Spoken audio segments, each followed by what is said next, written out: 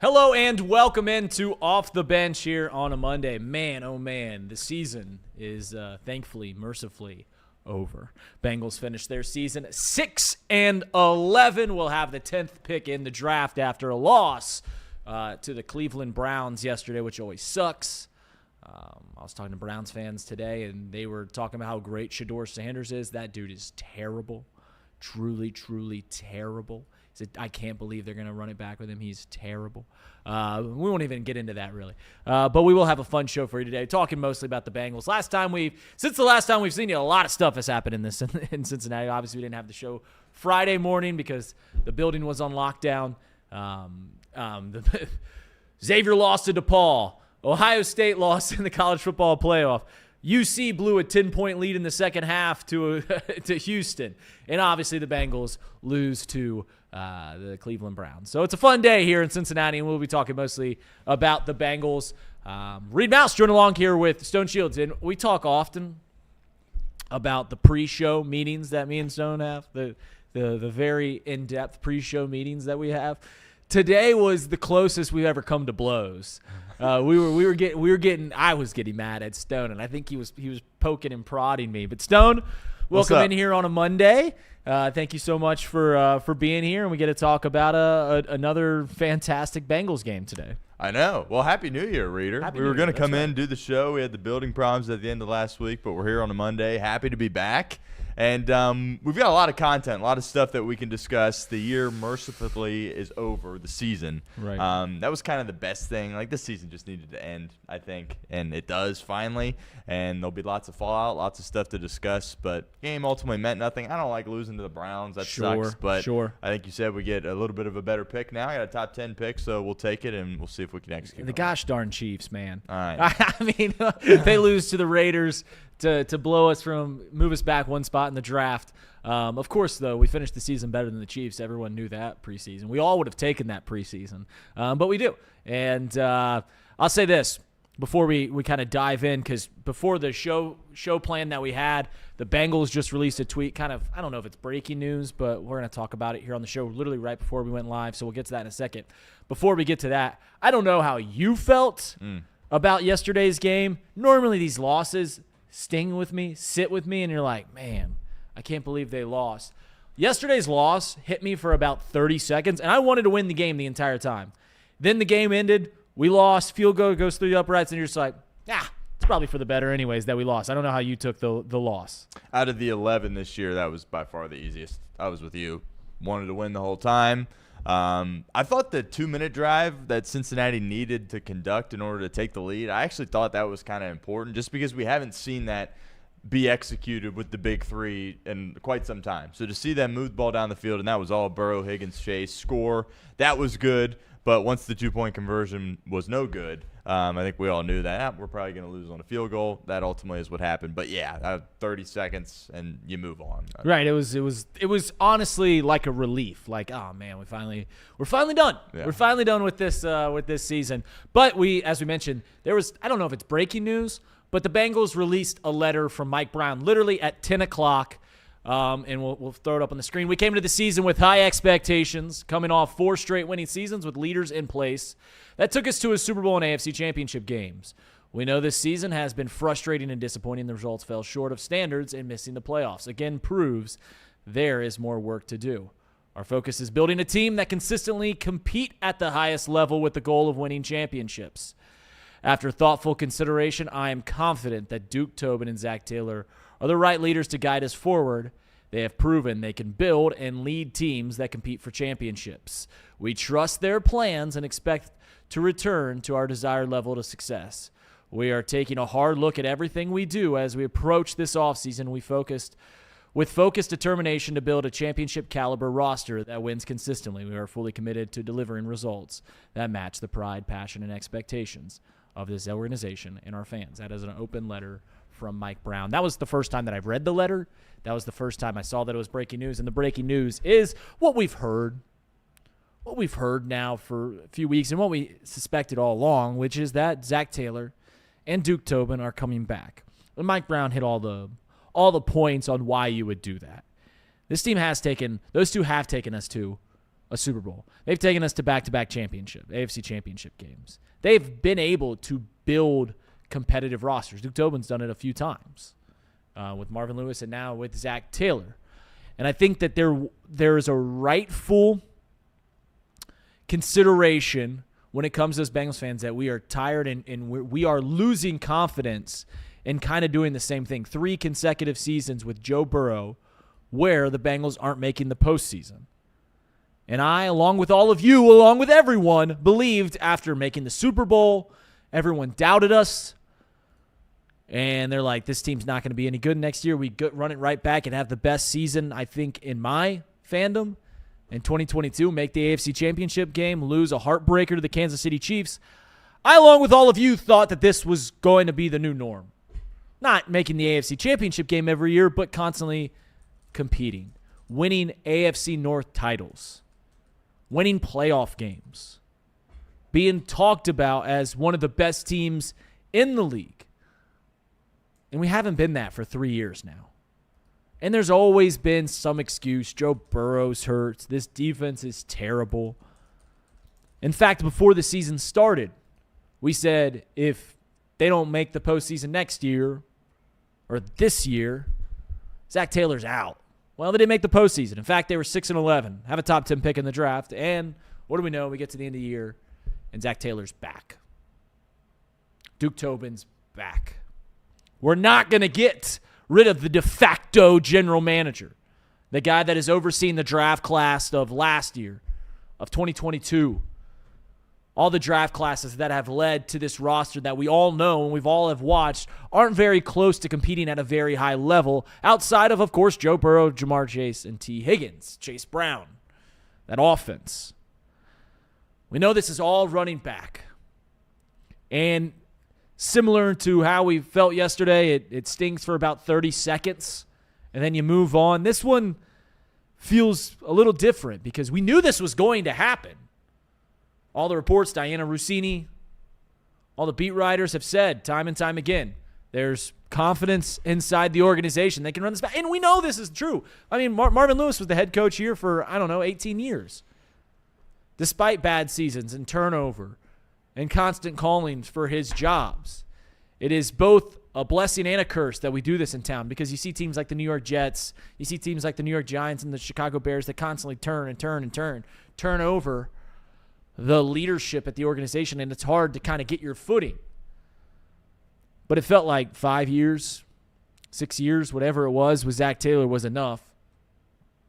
And I was ready to move on. There's not a whole lot of great coaches to pull in, but we're running it back with Zac.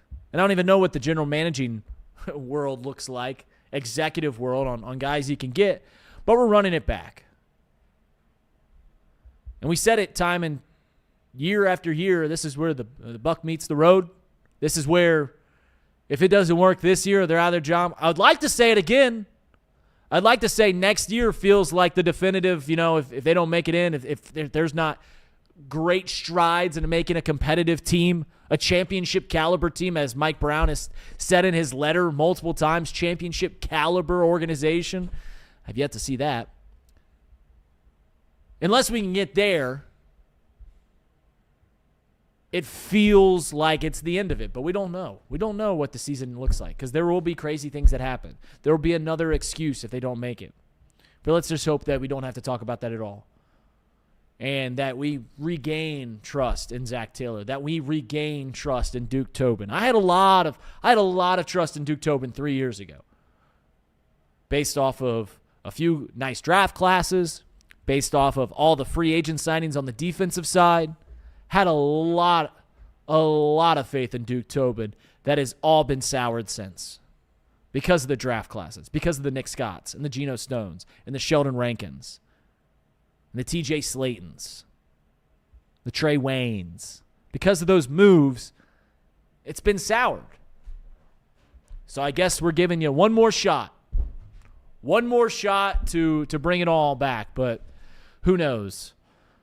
Maybe Joe Burrow will get hurt again. Maybe the Bengals will win 11 games and will be on the outside looking in because of just a crazy year in the AFC, to where 11 wins doesn't get you in the postseason.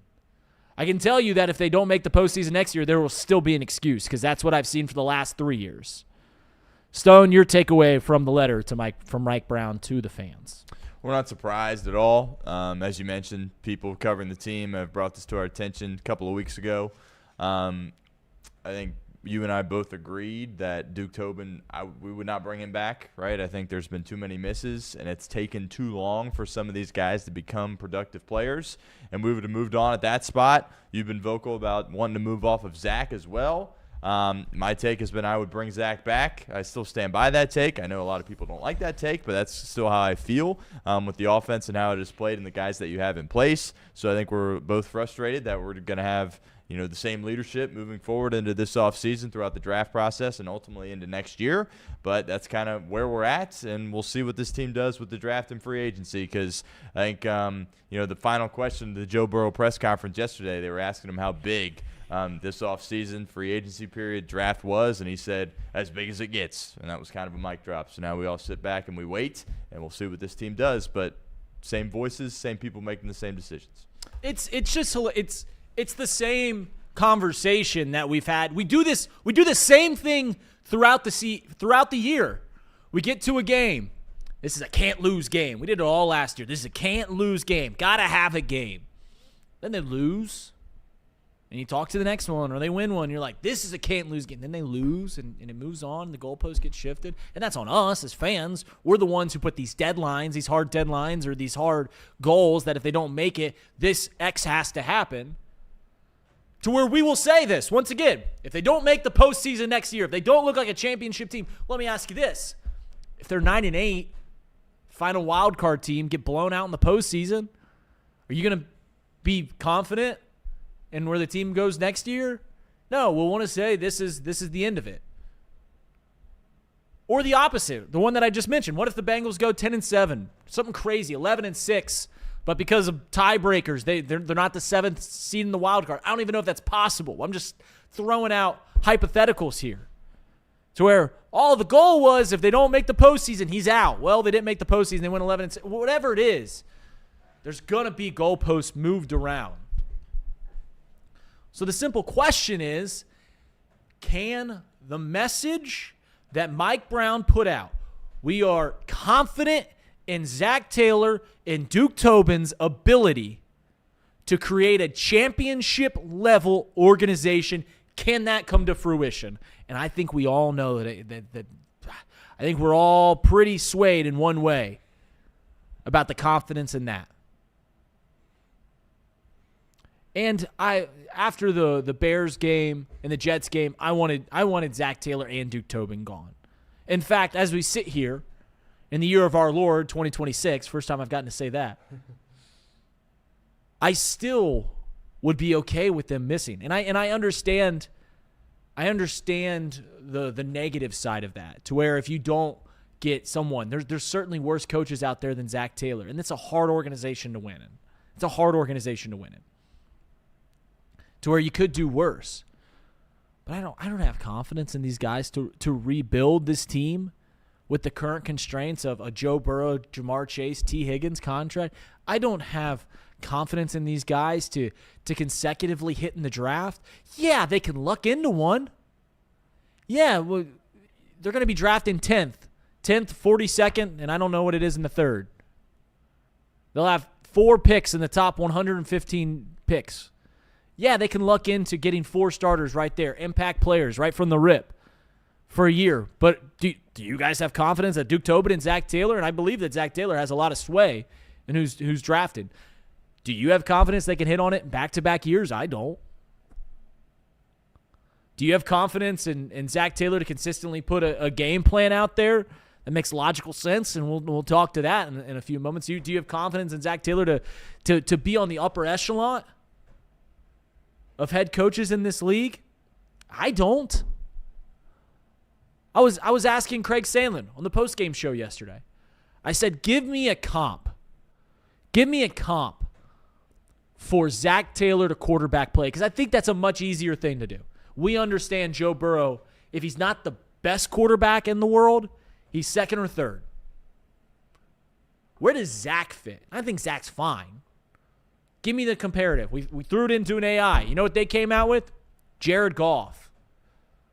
Do you think Zac Taylor's Jared Goff? I don't think Zac Taylor's Jared Goff. So I asked myself, who do I think Zac Taylor is? Give me a QB comp. Well, everyone likes analogies. Who's the QB? He's Tua Tagovailoa. He's Tua. And ask yourself, do you want Tua to be your quarterback? No. And the reason I think he's Tua is, yeah, you can win. Yeah, there's been some success. Yeah, there was early on in the career. But the more and more you watch it, the more and more you understand it ain't enough to get you over that hump. Everything's got to line up right.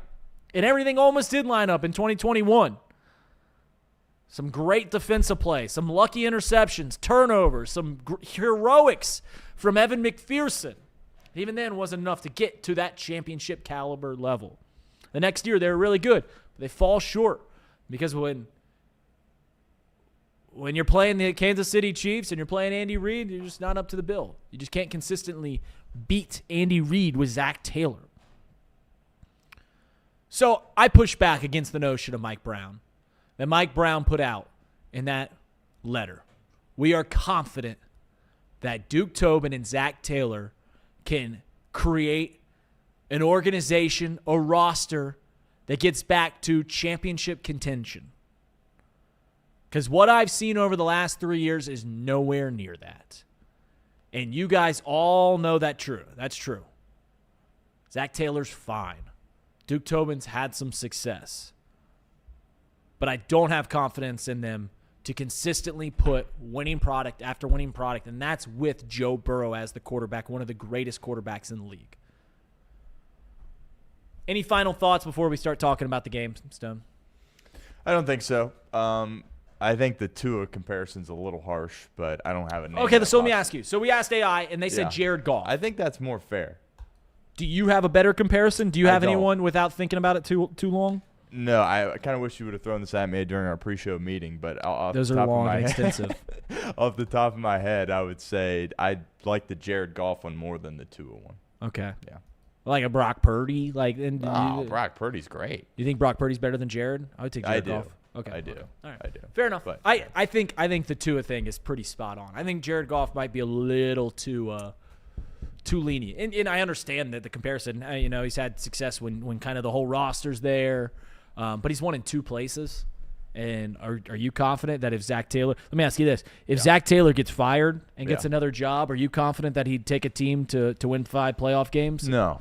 Okay. No. So I think that runs you out of the Jared Goff sweepstakes. I think that runs you out of the Jared Goff comparison. I don't know about that, but all right. Wait, we do have some breaking news before we move on, Reed. Okay. Paul Dehner Jr. on this. Duke Tobin, as we know, never addresses the media.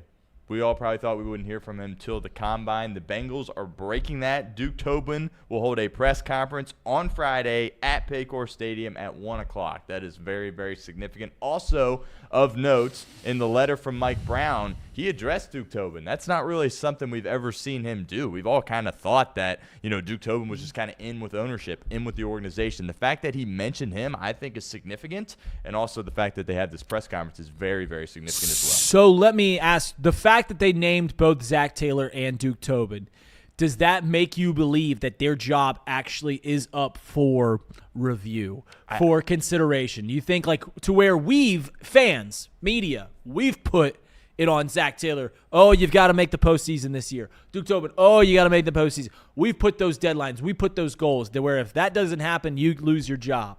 Do you think that there is now the best way in corporate terms, do you think their jobs are up for review based off this next year? I don't think that would be reading too much into it. Okay. If you thought that. So I think that is fair. I think very much so. If things are bad here in 2026, there could be a change, but very noteworthy. This is crazy that they're having a press conference for Duke Tobin on Friday. That should be fireworks. I hope that the local media kind of pushes them a little bit. Ask some hard questions. And I'm sure he'll be diplomatic in his answers. I don't know. Duke Tobin doesn't talk to the media a whole lot, but that'll be very interesting. That'll be very interesting. It feels weird to talk about the game now that after this news is broke, but we do got to talk about the game in a little bit. And the way I wanted to start with this, and this is where me and Stone were close to fisticuffs yesterday. or this morning, is we started talking about the game. And the first thing Stone asked me is, who does this loss fall on, in your opinion? And I sat around because it's a hard question. Oftentimes, it's the defense sucked, or Joe sucked, or whatever it is. It's sometimes very easy to go, this is why we lost. Yesterday was a little tougher. You're playing a bad team. You're playing a terrible Shaduki Sanders, who's a just terrible quarterback. You give them 14 points from your own offense. You turn the ball over twice. Your defense allows 6 points. One of them happens in the final minute and a half of the game to win the game. So that's frustrating. But who does this game... This game, to me, was weird. And what do I mean by that is, all week long, what did we hear from Zac Taylor? We are going to try and win the game. We don't care. There's teams around the league that are actively trying to tank. We're not doing that. We are going to try and win the game. Is Joe Burrow going to play against that vaulted pass rush? That highly thought of pass rush? Yeah, he's going to play. Joe Burrow's going to play. And we're going to try and win the game. And what happens, what comes out, is a game plan that I felt wasn't trying to win the game. What do? We hand the ball off. We get very vanilla. Very vanilla. Just hand the ball. And it was working. It was working. We're getting 5.5 yards a carry, regardless if we're handing it off to Samaje Perine or Chase Brown. Rush for 150 yards. We're dinking it out of the backfield, not trying downfield at all. Chase Brown had 4 catches. Drew Sample had a couple of catches. Samaje had 4 catches. Noah Fant, we'll get to you in a second. He had a catch. So we're dinking and dunking against this Browns team. Everything to me felt just vanilla. To where it seemed contradictory to trying. We're going to try and win the game. Okay, well, you have Joe Burrow, who's really, really good quarterback, one of the best in the league, and you have these downfield threats and T. Higgins and Jamar Chase. And, by the way, the Browns are going to be without their 2 starting cornerbacks. So you're going to have backup cornerbacks on the best wide receiving room in the country. And what are we going to do? We're going to shorten the game. We're just going to hand the ball off a bunch. We're just going to dink and dunk. We're going to get rid of it. We're going to try and protect Joe Burrow. To where I would ask the question, if the game plan was to protect Joe Burrow from getting hurt, then why in the hell is Joe Burrow playing? If the game plan was to win, if the game plan was to go out there and win, then why in the hell are we not attacking their backup cornerbacks with the best wide receiving room in the world? If the game plan was to win, then why in the second quarter, when we're moving the ball at will and our defense is playing great, are we punting the ball on their 45-yard line when it's 4th and 1? Why, if the game plan was to win, did we score a touchdown at the end of the first half? Did we not try and tie it up? Because the game plan wasn't to win. Game plan was to protect Joe. And hopefully you thought, our team's much better than theirs, because it is. The Bengals are much better than the Browns. They thought that they could just win by kind of sleepwalking through this game. Playing a vanilla offense, just handing the ball off. We're not going to attack their cornerbacks. We'll just dink, dunk. And I get it. The offense moved the ball pretty well throughout the entire game. Moved the ball very well. 150 yards rushing. Joe threw for like 240. Had 3 touchdowns. Obviously, 2 turnovers. You can't account for that. Both leading to scores. You can't account for that. That's why they lost the game. But I reject the principle that the Bengals were trying to win the game. Because if they were trying to win the game, they would do everything that I just said. They would attack those cornerbacks. They would go for it on 4th and 1. I'm glad the stadium was booing Zac Taylor. I'm glad that was happening because he deserved it. Stone, dude, you push back if you need to. Yeah. I don't think the game plan was to win the game because they didn't do anything. They didn't play aggressively. They didn't use Joe Burrow or Jamar Chase or T. Higgins in an aggressive way to try and win the game. They were conservative in nature. So my question is if the game plan was to protect Joe, to be conservative, to not show a whole lot, why the hell is Joe Burrow playing? Yeah, I hear you. Look, you were getting on me because you said flip-flop my take. I don't know if I would call it that, but I said that Zac Taylor should sit down Joe Burrow for this game. He didn't do that. He opted to play Joe Burrow.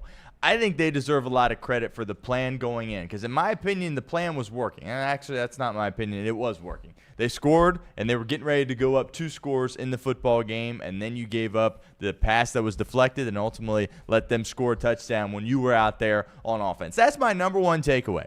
Right, with this game. We talked about this months ago. If the Bengals give up a touchdown when they're on offense, they're not good enough to overcome it. A lot of teams in the NFL, most teams in the NFL, aren't good enough to overcome it. If you do that twice in one game, the opposition scores 14 points when your offense is out on the field, you can't overcome that. That's my biggest takeaway, and that's why they lost this football game, because of those 2 plays. They wanted to run the football, which you have to do against Cleveland. You want to run it away from Myles Garrett, and you want to get the ball out of Joe Burrow's hands quickly. They were doing that, and they were moving the football. I hear you if it wasn't working. If they were just like, you know what, let's run the ball, and it's not working, well, let's continue to run the ball. They ran the ball with great success all game, and the reason why they had to switch up what they were doing was because of those turnovers that I just mentioned. So I don't have an issue with the plan. I think they deserve credit for the plan because the plan was working. And at the end, when they were behind, they sat there and said, well, now we can't run the ball. We got to throw it. And what did you see in the 2-minute drill? You saw the 3 best players, Joe Burrow, T. Higgins, Jamar Chase. They scored. They took the lead. Didn't get the 2-point conversion, and at that point, we all know the defense wasn't capable of not giving up a field goal.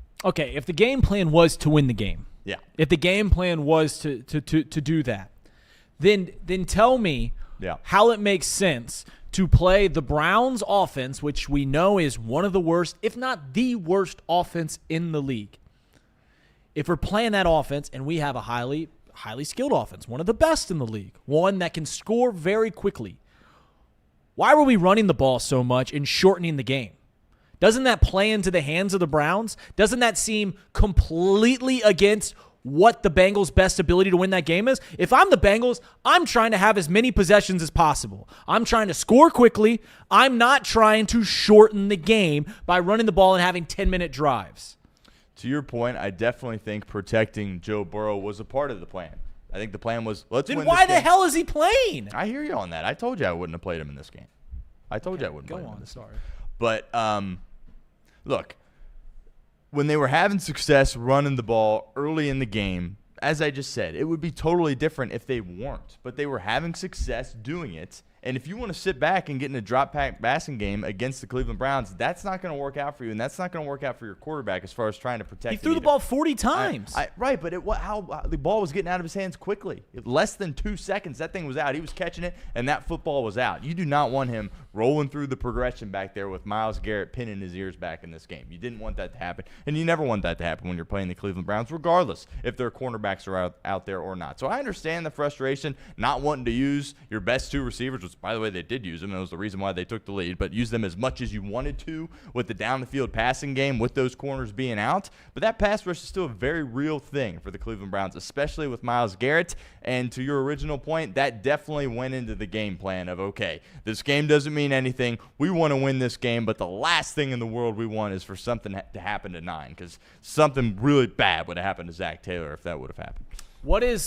He shouldn't have been playing the last 4 weeks. What was the one possession in which they attacked those cornerbacks? Final one. Yeah.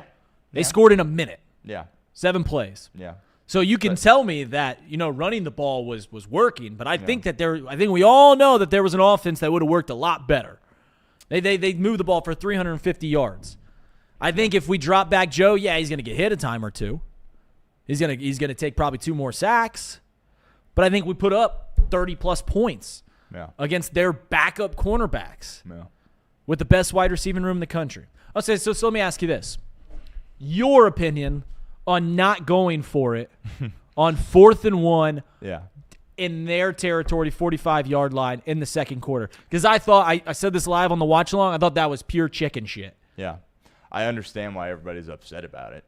Because when you look at where you're at in the season, the game meant nothing. You were losing to the Cleveland Browns. You had 6 wins, right? Like, why the heck wouldn't you?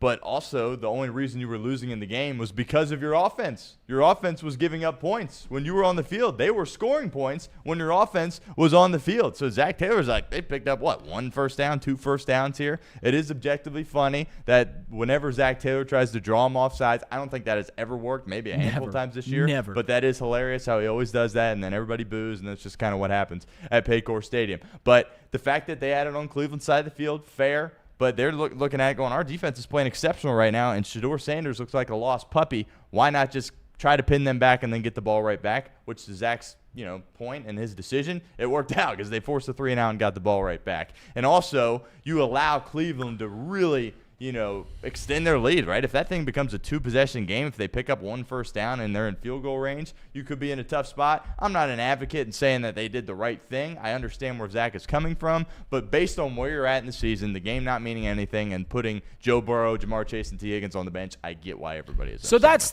the point that I think I just completely reject. If the game means nothing. Yeah. The game means nothing, and you're telling me that we're trying to win the game. And honestly, good things happen if you lost, which is what happened. They got a top 10 pick because they lost yesterday. If the game means nothing, then why not be aggressive? Yeah. You're an offensive-minded head coach, Zac Taylor. You are the play caller. Every OC that's not not the head coach would be begging on 4th and 1 in that scenario to call a play. Every single one. Not ours, because he's also our head coach.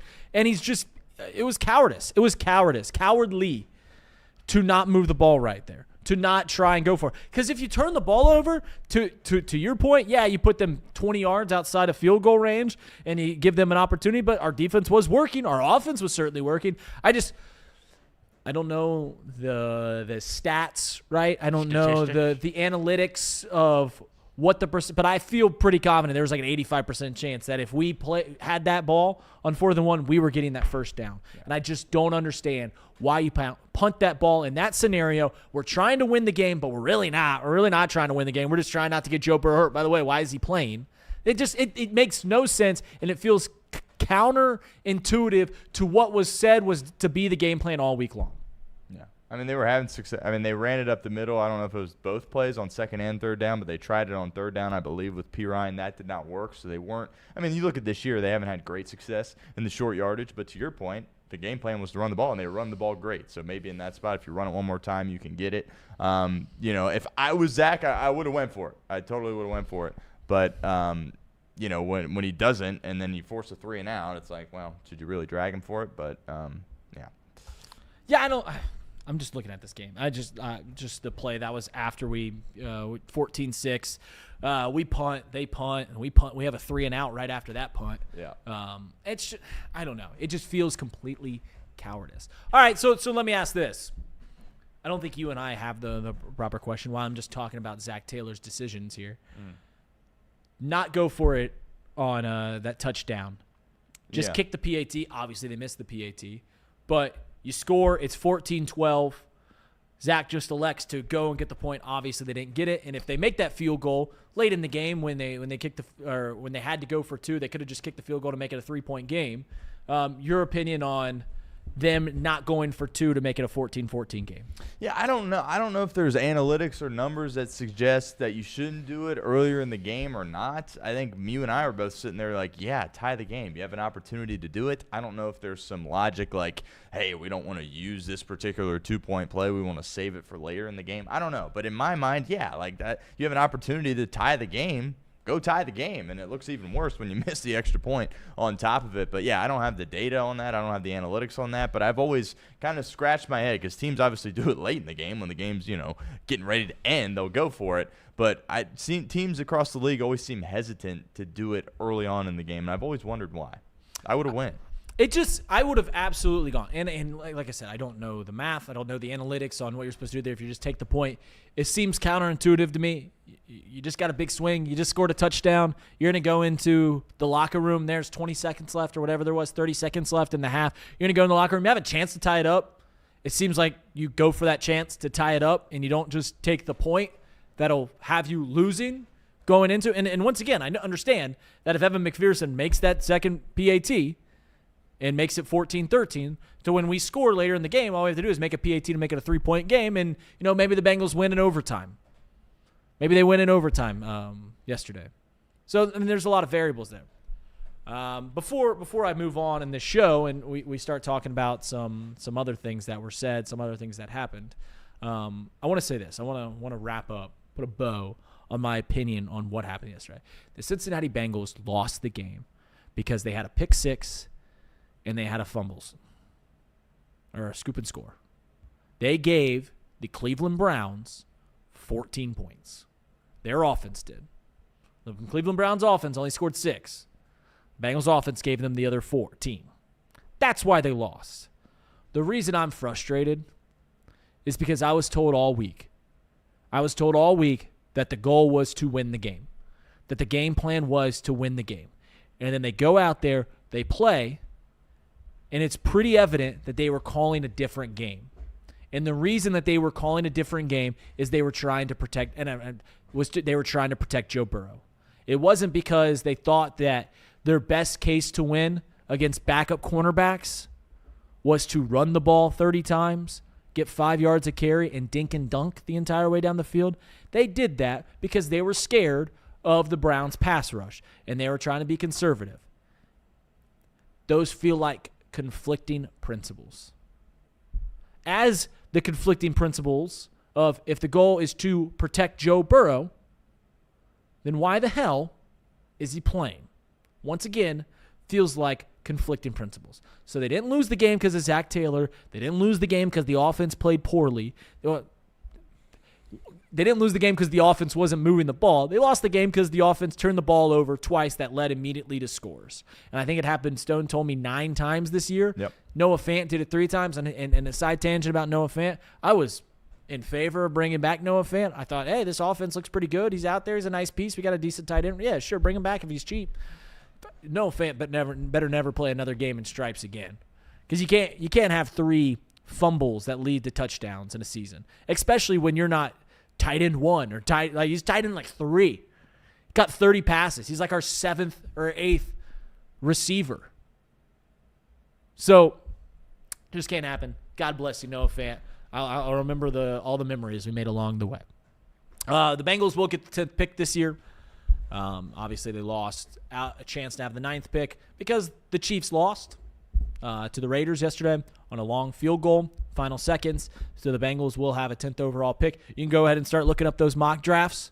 There's going to be some good defensive players that can immediately impact this team, and you don't have to. When you get in those late teens, late rounds, you're either going to take a productive college player that has some physical faults, short arms, not quick, not athletic, too big, too small, stuff like that. Or you're going to get a guy like Shamar Stewart and Myles Murphy that didn't have the success in college, but they just have freakish traits, and you're just hoping that you can turn something into that.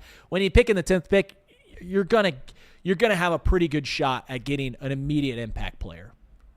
You're going to have an immediate impact player that you can get around that 10th pick. So I'm excited to see who that is. We'll start talking about drafts at some point here in the near future. Real quickly. Yep. You're not going to like this. No. And it's going to come at you for several weeks and months. If the Cincinnati Bengals next year have Joe Burrow and Caleb Downs, and they both play 17 games, they will 100% make the playoffs. Yeah, my problem is with Caleb Downs is he doesn't win playoff games. Yeah, he's not good in the postseason. So yeah, they went on a great run and won the title last year. I don't know what you're talking about. What have you done for me lately? What have you done for me lately? If we get Caleb Downs, sure, that'd be great. Doesn't it feel like that kick is going to mess it up for us for the Raiders, and the Chiefs are going to take whoever we want right before us? Do you feel that? I'm not in the business of being like, oh, the Chiefs are right in front of us. They're gonna take our player. Because one, I don't. Who's Brett Veach, right? He's the GM of the Chiefs. Do you think Brett Veach and Duke Tobin are on the same wavelength when it comes to player evaluation? No, they're not. I don't think we're gonna be in the same stratosphere as be like, oh, they might take our guy. Yeah, the Chiefs in front of us, they're a much better ran organization. The reason that they haven't been very good recently is because they've always been picking 32nd in the draft. They haven't been able to supplement their talent with high-end talent, and obviously they're going to pick right in front of us. Sure, it'll eat us alive. I'm sure that there will be some guy that will be on our board that is taken right there. But also, like, the Chiefs need like wide receivers. They need a pass catcher. We're not in that business. We're not in that. They need offensive talent. We're not in that business. So I'm not too worried about it right now. I'll let you know how I'm feeling about Caleb Downs, baby. Caleb Downs, yeah, sure. Caleb Downs. He's a great man.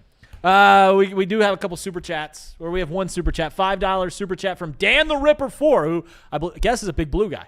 On a scale of 1 to 10, how confident are we that this team can turn around the missed tackles and slow starts and the lackluster at best play calling?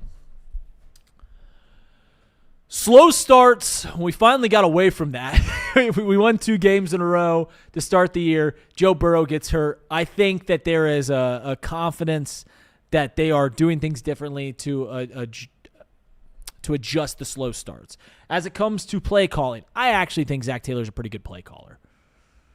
Lackluster at best play calling. I know I just got on him. I think his decision-making in-game about like when to go, when to punt, when to kick, when to go for 2, that stuff, I think that needs a recalibration, I'll put it. And obviously the way the talent that they're bringing in isn't I think Zac Taylor's a pretty good play caller. And the reason I think that is because when Joe Burrow, Jamar Chase, and T. Higgins are out there, they typically score a lot of points. They typically. And I get that it's easy to get frustrated with play calling. I saw some people mad that they scored too quickly on that final touchdown yesterday. I think they're a good play caller. As for the missed tackles, on a scale of 1 to 10, 6. As I've said about this defense, they have so many assets. They have so much money, like $70 million to work with, and they have so many draft picks, and they don't have to worry about anything else, that I feel pretty confident that they can at least make it better. It can't get worse, you'd think, that they at least make it better.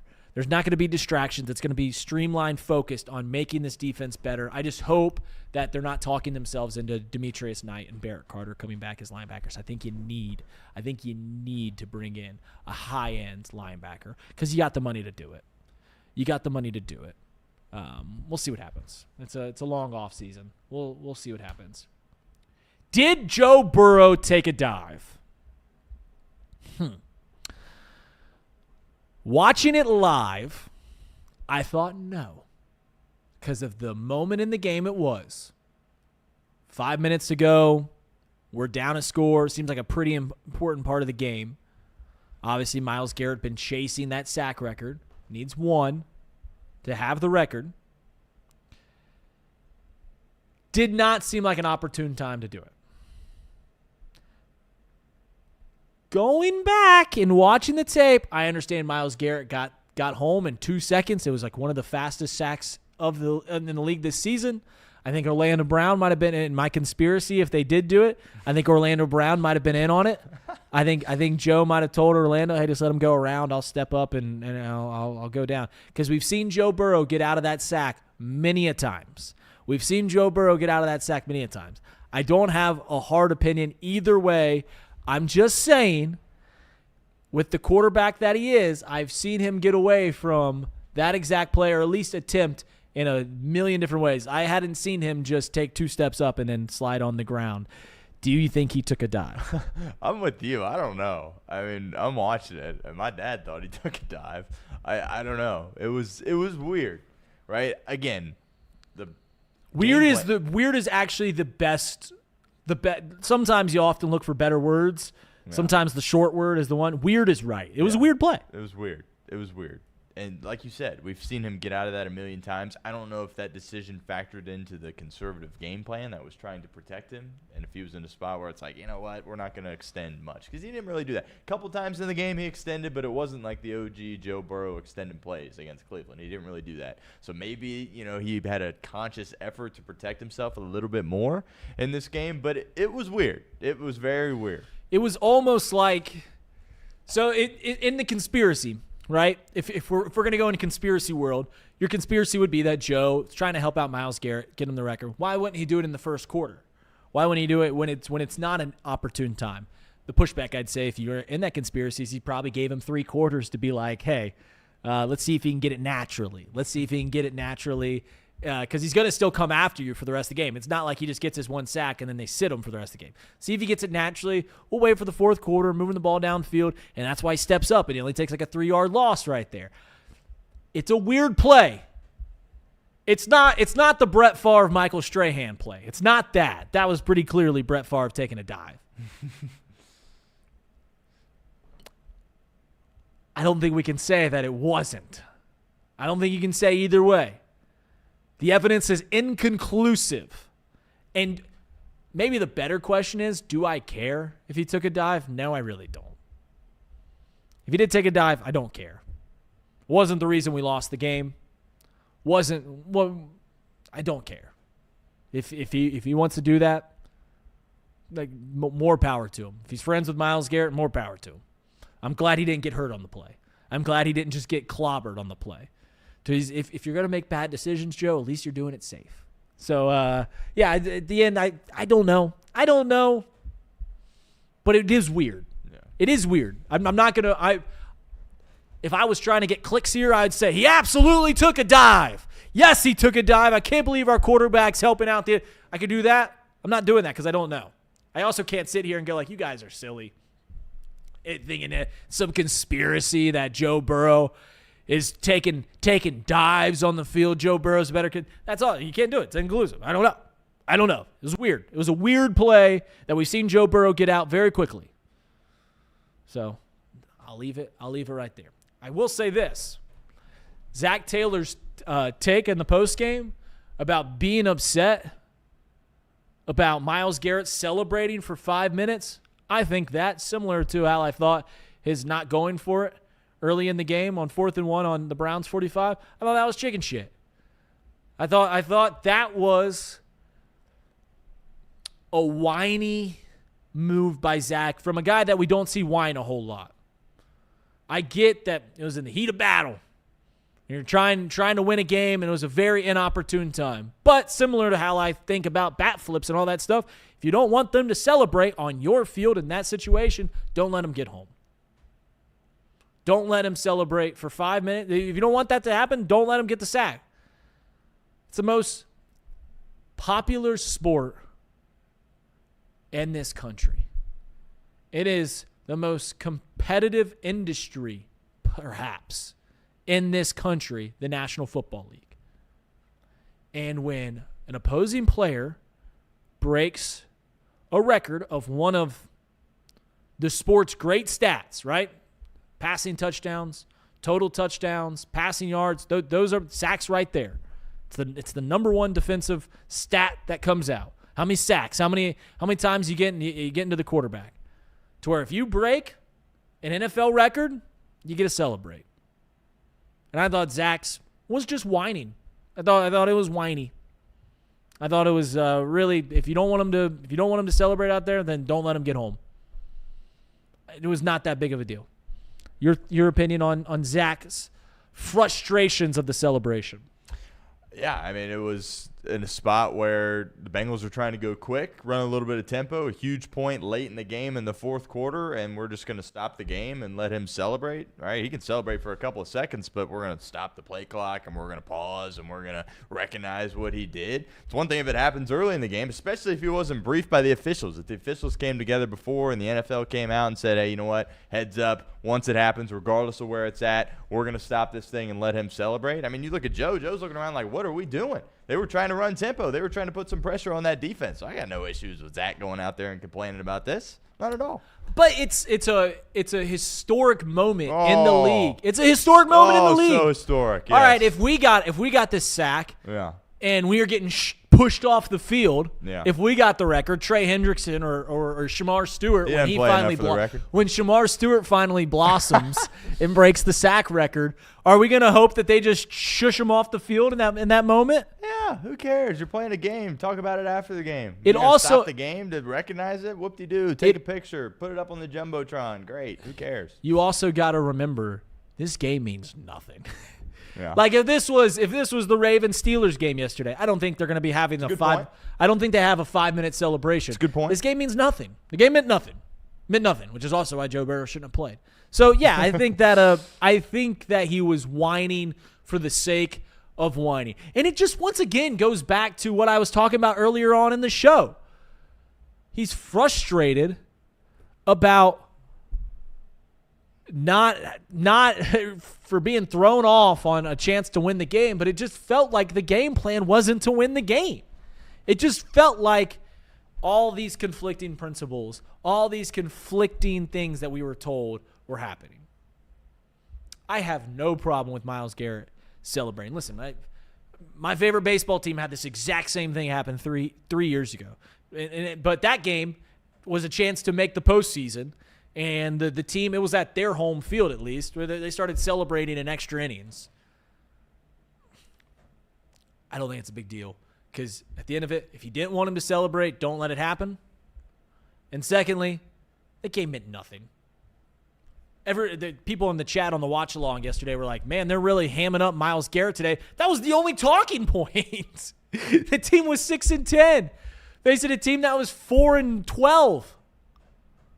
The only talking point was, hey, this guy might break an NFL record, one of the biggest records in the sport.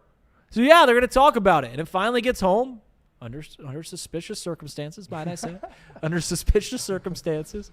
So, I don't have a problem. I thought Zac was whining, and I thought it was a little uncharacteristic that Zac was whining right there. It just me and Zac didn't vibe yesterday. Me and Zac didn't vibe for the last 10 games this year. I was a Zac supporter until those abominations against the Vikings and the Broncos. And then I'm like, what is this team? Where is this team headed? And that's a good question because we know that they're heading into another year with Zac Taylor and Duke Tobin. And people ask me, what does this team look like? I was talking to Browns fans about Shedeur Sanders. And by the way, he's a terrible quarterback. I can't believe the Browns think that he's something. He's terrible. They were saying, like, they're teasing back. They're like, hey, do you think if just Joe's healthy, you're going to be good again? And yes, I do. As we finish the season, I think this team has clear deficiencies, mainly on the defensive side. In the front office, I think that's a clear deficiency. They don't have enough scouts.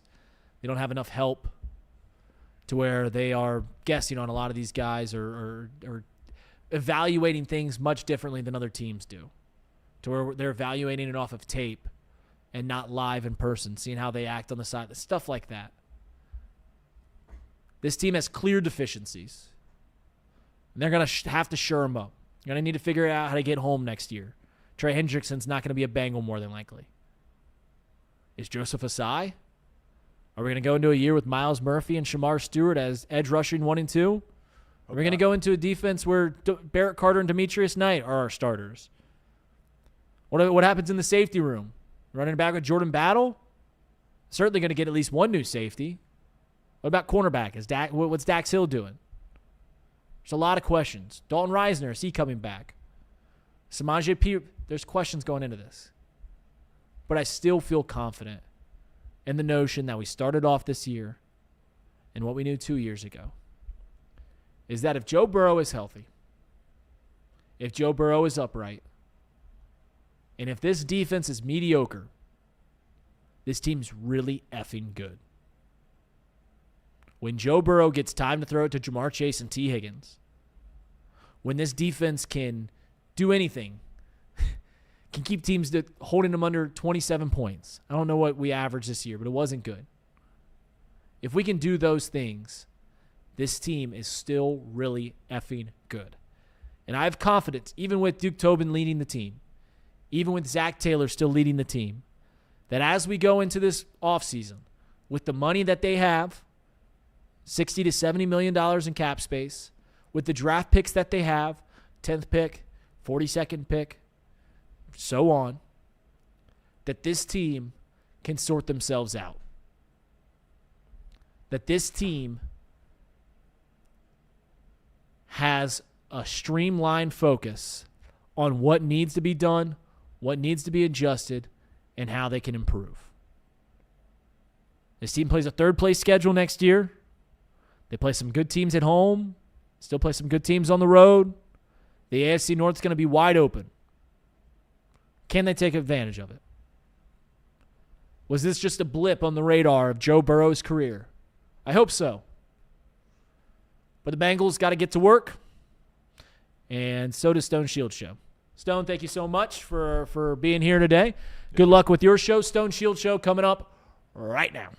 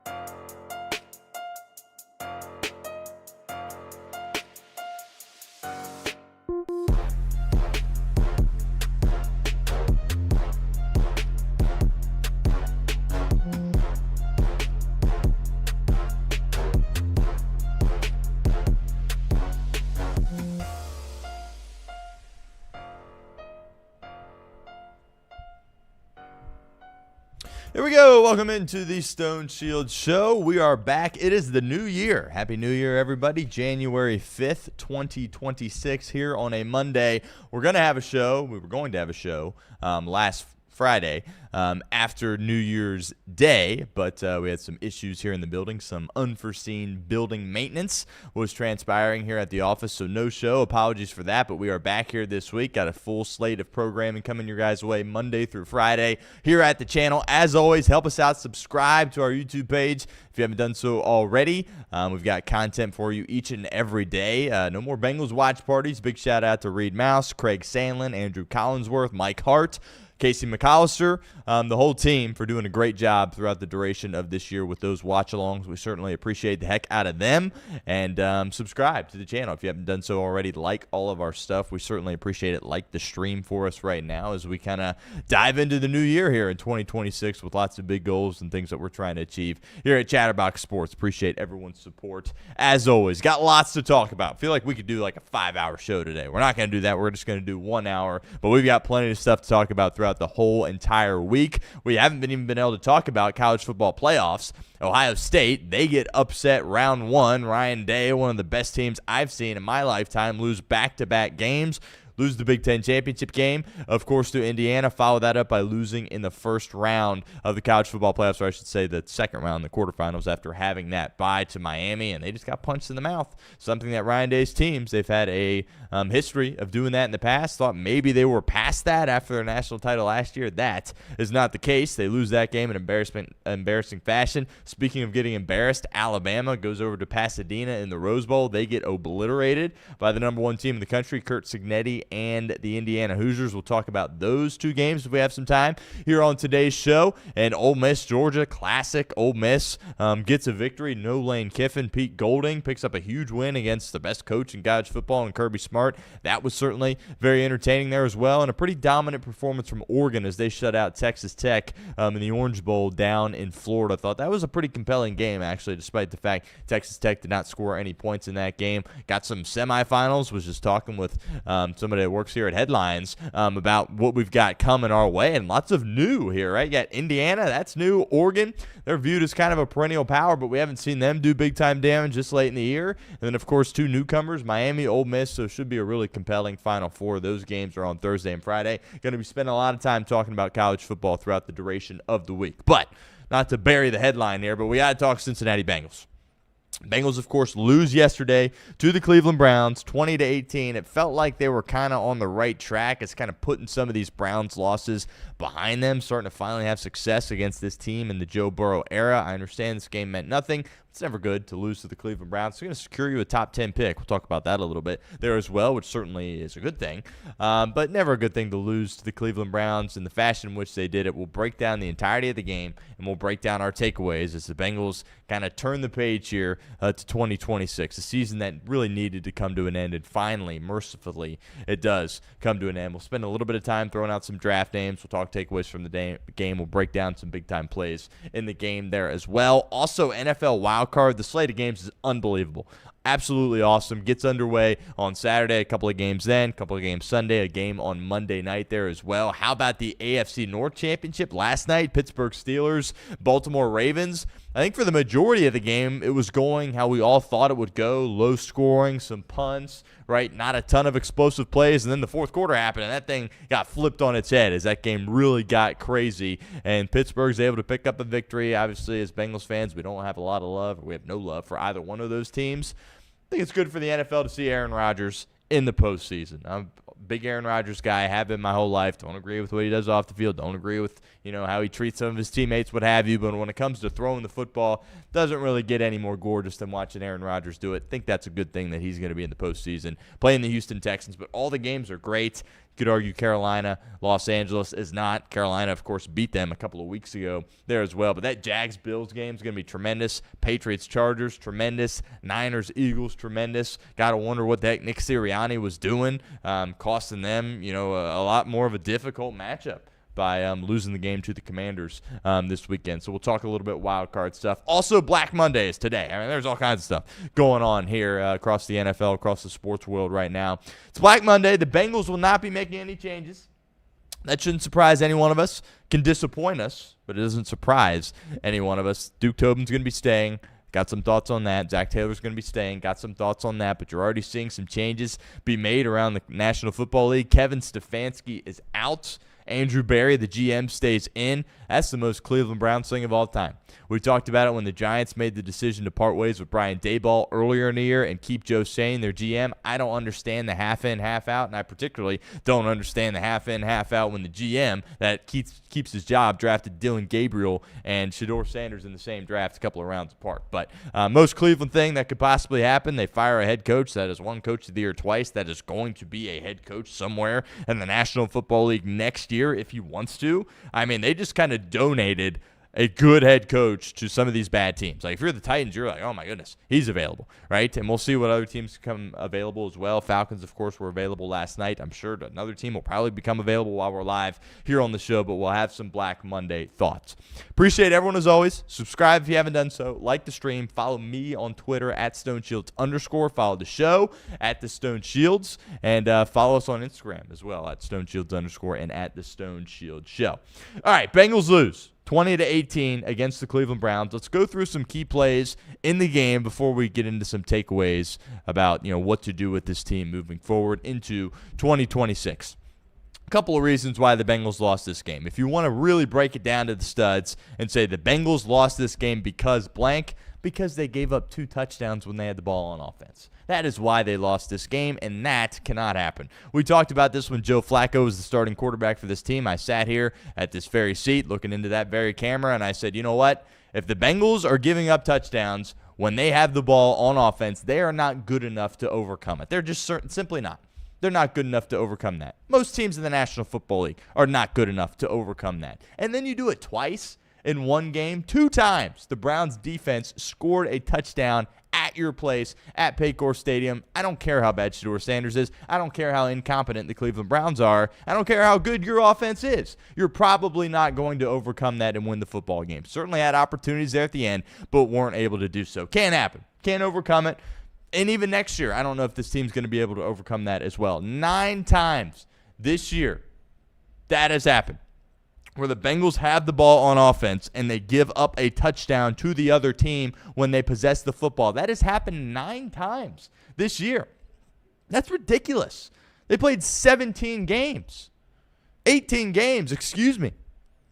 Right? And you're in a spot, no, 17 games, 18 weeks. 17 games, and this happens to you where you give up 9 touchdowns when you have the ball on offense. That is absolutely ridiculous, and that can't happen. 17 games, 9 of them, you are giving up a touchdown when you have the ball on offense. Absolutely disgusting. Absolutely cannot happen. Some other plays in the game. Look, I thought Zac Taylor's plan coming in was a good plan, right? I thought it was about as good as it could have been, to be honest with you. I sat down here on this show and I said going into this game, I would have played Joe Burrow when he was able to come back Thanksgiving night. I would have played him the whole time. And this final week against Myles Garrett, I would have sat him down. That's what I would have done. Zac Taylor, Joe Burrow, the people that make the decisions, they came to the decision that they would not be doing that. But clearly, watching this game plan unfold, there was some intent by the Cincinnati Bengals to do everything in their power to try to keep number 9 healthy in this game. But that's also kind of ties into what the plan needs to be when you play the Cleveland Browns. We'll get to the fact their 2 starting corners were out in a second.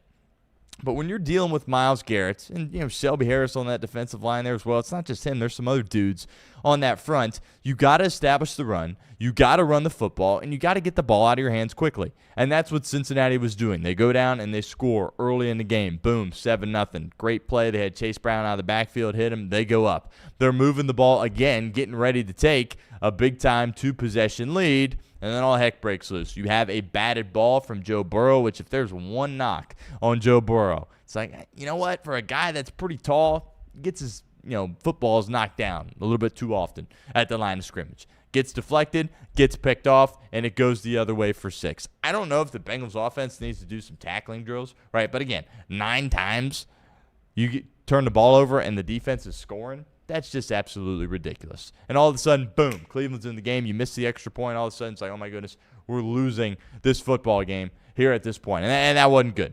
And it's like, all right, we get the ball back. We're moving the ball again. Noah Fant fumbled. You're moving the ball, right? It was on first down. Picks up 5 yards. Ball comes out. Picked up other way 6. All of a sudden, you look up. You're down 8 points, right? So the plan that you had was working. Oh, we're going to get the ball out of the hands of Joe Burrow quickly. We're going to run the ball, quote-unquote conservative game plan, whatever. It was working. You were running the ball all over them. It was great. 5 yards a carry. It was like you were getting a chunk every time Chase Brown or Samaje Perine had the football in their hands. Now all of a sudden it's like, well, you know what? We might have to get away from that a little bit. We're down a score here in this game. After not giving up anything. Literally had given up, I think, 1 or 2 first downs at that point to Shedeur Sanders, which we'll talk about him more in depth in a second, but he was terrible for 59 minutes in this football game. And then the decision that everybody's all ticked off about. Had it at the 45-yard line, you're down 8 points, and Zac Taylor decides not to go for it on 4th and 1. If I was Zac Taylor, I always say this when you're talking about decisions, what would you do in the moment? In the moment, I would have went. He's obviously getting attacked for not going for it. From his perspective, he's sitting there going, well, we just tried to run it up the middle on 3rd down and went absolutely nowhere. We haven't been nearly good enough in the short yardage this year. Our defense is playing tremendous. They've given up 1 or 2 first downs. Let's try to draw them off, which, again, is objectively hilarious because they try to do it. They've tried to do it a million times this year, and they really haven't had any success. And Burrow's got a good cadence, too. But for whatever reason, teams don't jump against Cincinnati Bengals when Zach tries to do that, and they end up taking the delay of game and kind of going from there, right? But he's like, we'll punt it back to them, try to pin him, force a 3 and out, and get the ball back and move on. Because if you're in a spot where your defense has played so well, and all of a sudden you give them bad field position, right, and then it's 1 or 2 first downs for Cleveland, and they're in field goal range, ready to make it a 2-possession ball game, I understand that from Zach. However, this game meant nothing. It meant absolutely nothing for Cincinnati, and you've got your 3 best players on the field. Why not utilize them? I get why everybody was frustrated, right? I'm not going to drag Zach for the decision because you forced a 3 and out and got the ball right back, so technically it worked.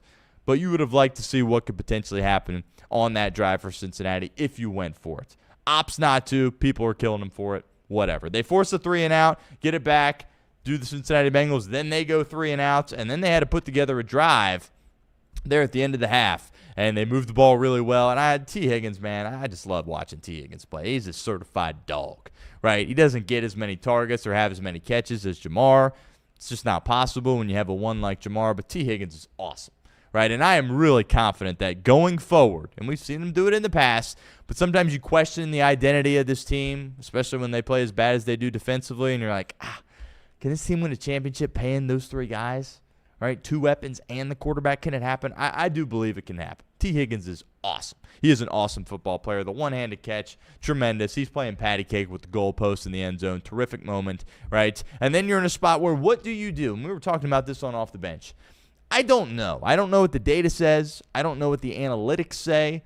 But seemingly in the National Football League, after a missed PAT, and you have an opportunity to go for 2 to tie it at 14 or whatever the case may be, or just kick the extra point and be down 1, I always feel like I would go for 2, regardless of where you're at in the game. That's just kind of my mindset. Teams across the league don't really do that until the second half, right? Zach opted to kick the extra point, and then it looks even worse when McPherson misses. Side note on McPherson, heck of a year. Last 2 weeks, the 3 missed extra points. I know the first one today was deflected, or yesterday was deflected. Not great, but overall, Evan McPherson had a bounce-back year. Just a bit of a sour taste in his mouth as far as it ended. But, I don't know what the numbers say. I don't know what the data says. To me, you have an opportunity to tie the game. Go try to tie the game. They didn't. They kicked it. They missed it. They're down 2 going into half, right? And then you take a look at playing the blame game in this game. You're down 2. You weathered the storm after all the terrible things that happened when you had the ball offensively as far as Cleveland scoring points in the first half. And you would think that the offense should be able to do enough to win the football game after that. And again, they moved the ball. They continued to have some success in the run game, but there was too many punts in the second half. Now, I understand that Cleveland wanted to bleed the clock, and it was only, 1 possession each in the third quarter. So the Bengals didn't really have a ton of time. They only punted once, right, in the second half. They only had the ball 3 times in the second half. So to Reed's point on Off the Bench, where it's do you really want to have that kind of conservative game plan if you're trying to chew clock if you're the Cincinnati Bengals? Well, that's exactly what Cleveland did to him in the second half. And they really kept the ball out of Joe Burrow's hands and put a ton of pressure on Cincinnati because they had the 2 punts. And, of course, ultimately Cincinnati ended up scoring the touchdown, which we'll talk about that in a second. But Cleveland finally had a little bit of success on that first drive. They chewed a lot of clock, 7 minutes, 12 plays, able to get down in field goal range and kick the field goal, and then that put some pressure on the Cincinnati Bengals. And you had a lot of times where you were shooting yourselves in the foot, right? Missed opportunities. Joe talked about it after the game. Too many false starts for the Cincinnati Bengals. That was not good, right? Not acceptable. Shot themselves in the foot. Orlando Brown Jr., right? He had an off game, I thought, and it's just got to be better, and it's got to be a cleaner operation if you're the Cincinnati Bengals. And then we talk about the record. Right, Myles Garrett, they were talking about it the whole broadcast, which I understand that was the most compelling storyline of the game. It's a big deal, right? I don't have an issue with Zach complaining about it after the game. I don't. Now, does Zach complain about it if it happened in the first quarter and they stopped play? No. But when there's 5 minutes left and you're losing, trying to take the lead in the game, and you're going with some tempo, and all of a sudden that tempo gets interrupted, not because somebody called a timeout, but we're just going to celebrate this guy for breaking some record, I get why he's frustrated. The one knock on Zach's comments that I'll make is he said, fighting for our lives here, or something along those lines. Well, not really, because your lives are your playoff lives. That's not happening, right? So that was my one pushback. For him being frustrated, absolutely, right? It was late in the game. You're losing. You're trying to apply some pressure. You're running with some tempo, and then they're just going to stop the game and put Myles Garrett on people's shoulders and prance him around the field, right? And people complain about Zac Taylor. It's Cleveland. Right? Myles Garrett's a heck of a player. It's the Cleveland Browns. I don't see them celebrating and getting some, a situation where they can just stop the game because this guy got a sack record. I get it's a big deal. It's a huge deal. But we're going to stop the game at a critical juncture like that and just, it's all celebrate Myles Garrett. Well, whoop-de-doo. I got a bit of a problem with it. I don't mind Zach going out there and complaining about it. Again, he said fighting for our lives. It's a bit extreme. Not really the case. Game meant nothing. But it was a huge point of the game. I don't think Zach says anything if it happens the first, second, third quarter. It happened late, right? And then there's the conspiracy theorist out there saying, Joe Burrow took a dive. Look, it was weird. I think we can say it was weird. I'm not a conspiracy theorist, right? I'm not going to sit here and say, he definitely took a dive or something suspicious going on. We can just say it was weird. A little weird. That's all. Just a little bit weird. I'm not saying he definitely, gave it to him. I'm not saying he definitely did. It was just a little weird. We've seen Joe Burrow get out of that a million times, and he said, you know what, I'm good here on this one. A little weird. That's all I have to say about it. I'm not going to spend too much time on it. Just a little bit weird. That's all it is. Zach was frustrated about it after the game. I think the NFL could have given him a heads up. Again, don't think he complains if the NFL gave him a heads up. They meet with these officials before the game. They sat there and said, yeah, Myles Garrett, the really good player that Cleveland has, the guy that's a sack away from having the league record, once he has that sack, we're stopping the game. And then Zac could be ticked off about it in the moment, but then be like, okay, we know it's coming. Had no clue that it was coming. And when it happens at such a critical part of the game, I get his frustration. I'm not mad at Zac at all for whining about it, as people are saying. I got no issue with that. 2-minute drill. Cincinnati's only touchdown of the second half. Now, I'm sitting here watching it, and I'm looking at the clock, and I want to get this right here with the exact timing in this game at this juncture. 2 minutes and 41 seconds. Cincinnati has the ball with one timeout. And I'm sitting there, and I'm going, okay, 9's out there, 1's out there, 5's out there. This needs to happen. I know this game means nothing, right? But we haven't seen them conduct a game-winning drive in a long time. And they've got all three guys out there healthy against a solid defense. We needed to see it happen and result in points. And I was excited about that. For a second, it looked like they were going to get a little bit of a worse pick. Defense ruined that. Talk about that in a second. But I was excited that they said, you know what? We got to go out here and we got to execute in this huge moment. We got to operate the 2-minute drill, and we got to have a game-winning drive. What you thought could potentially be a game-winning drive. And it was all Joe Burrow, it was all T. Higgins, and it was all Jamar Chase. It was your franchise going down the field making exceptional plays, and it was just beautiful play after beautiful play after beautiful play. They scored. Once it happened, you're like, probably scored a little bit too quickly. Ultimately, you know that you're going to lose the game when the 2-point conversion is not successful. Good coverage by whoever was on Gesicki. Throw was a little behind him, whatever. And then you knew Cincinnati ultimately was going to lose there at that point. But going down and scoring the touchdown in that moment, we hadn't seen it in so long, right? A lot of these games, have been blowouts. The Buffalo game that you choked away with the turnovers in the fourth quarter is one thing. But, past couple of weeks, you've just kind of been dominating some bad teams. You needed to put that drive together. That was big, I think, for those three guys to say, okay, you know what? We were in this spot. I get there wasn't much pressure. It didn't mean much. But for them to go out there and execute it, and that's the foundation of their team. Joe Burrow, T. Higgins, Jamar Chase playing excellent there on the 2-minute drive. That was fun to see. That was pretty cool. Now defensively. It's interesting how you play the blame game in this one. I think everybody is responsible. Duke Tobin down. Zac Taylor down for losing this football game.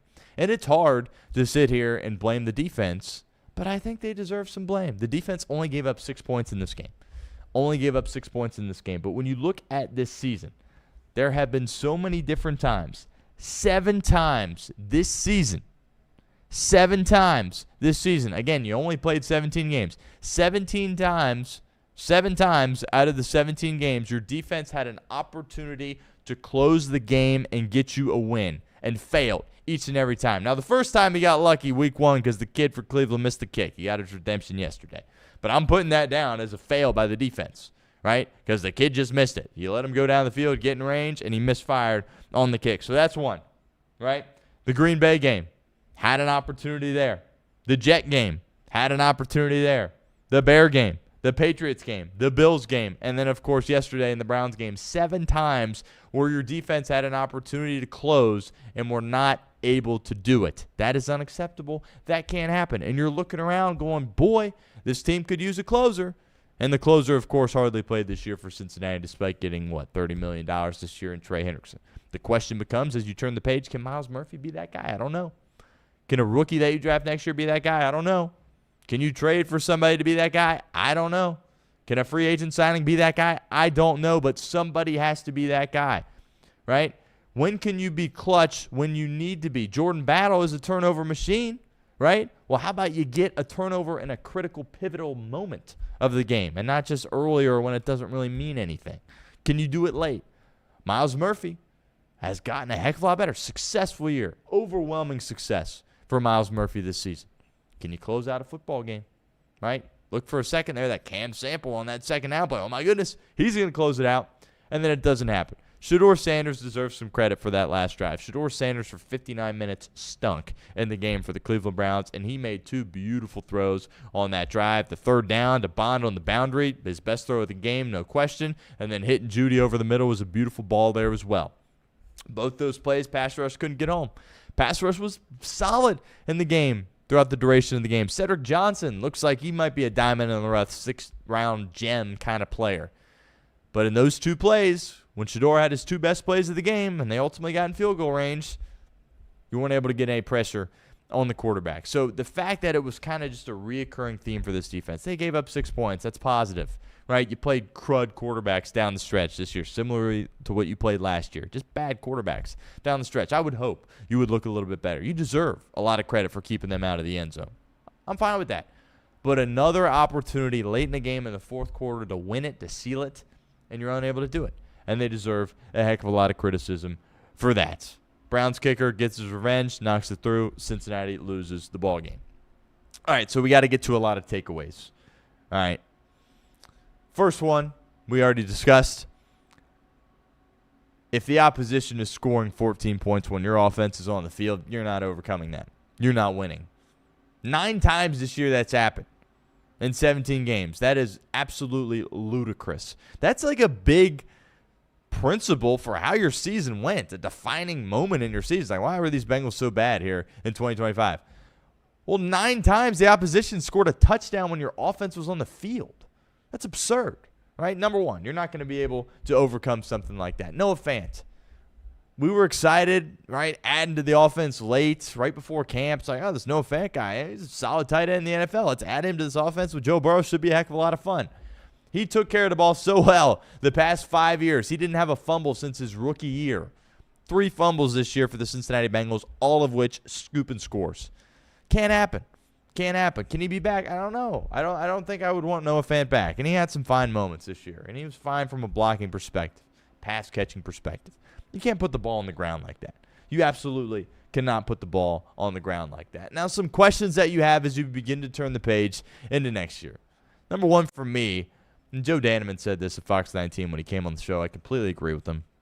The best thing that could happen for the Cincinnati Bengals was for this year to end. Right? Zach's going to do his press conferences this week. Some breaking news, by the way, from Paul Dehner Jr. of The Athletic. Duke Tobin is going to speak on Friday, which is unprecedented.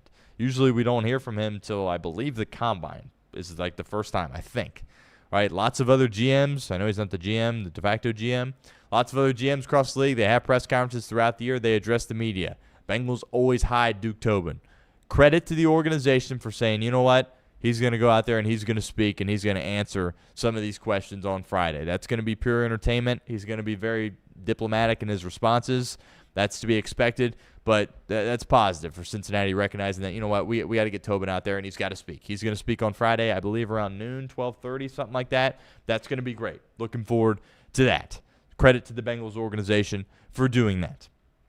But as you turn the page here, you begin to talk about the draft, free agency, potentially making a trade. How are you going to attack this offseason? Same leadership in place. Zach's back, Duke's back.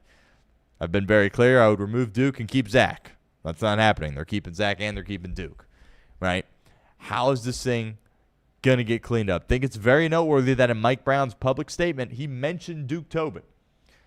I think a lot of us have kind of thought that Duke Tobin kind of just has it in with the ownership group, that there was no way he'd ever be removed from his position. Mike Brown putting him in that statement, I don't think I'm reading too much into it when I say that that's noteworthy. That this could potentially be the last straw for both these guys if this year, this coming year, 26, goes very poorly. I think that's noteworthy that Brown put him in the statement. But they're giving him one more shot here. I understand it when you're that good on one side of the ball and you have that many stud players in place. It can be risky to blow it all up with a coach when you expect that you win a championship. Imagine bringing in a new coach and a new GM and being like, oh, yeah, the expectation, the realistic expectation is we want to win the Super Bowl this year. Right? They're not doing that in Atlanta or Tennessee. I get every year everybody wants to win the Super Bowl. There's only a handful of teams that actually have a chance. When the Bengals have Joe Burrow and Jamar Chase and T. Higgins, they have a chance every single time. So it'd be a huge risk to, with the primes of those players to remove leadership and put someone else in because it could get worse. That's what people don't understand. I get it's not good right now. I get it's frustrating. I get it makes you very angry. It makes me angry too. It could be a heck of a lot worse than what it is. So I would have made the move with Duke Tobin. They're not. We'll see if he can, bounce back a little bit in this draft and in free agency. Because when the Bengals went to the Super Bowl, that free agency period, the guys that they signed, there was hits all over the place.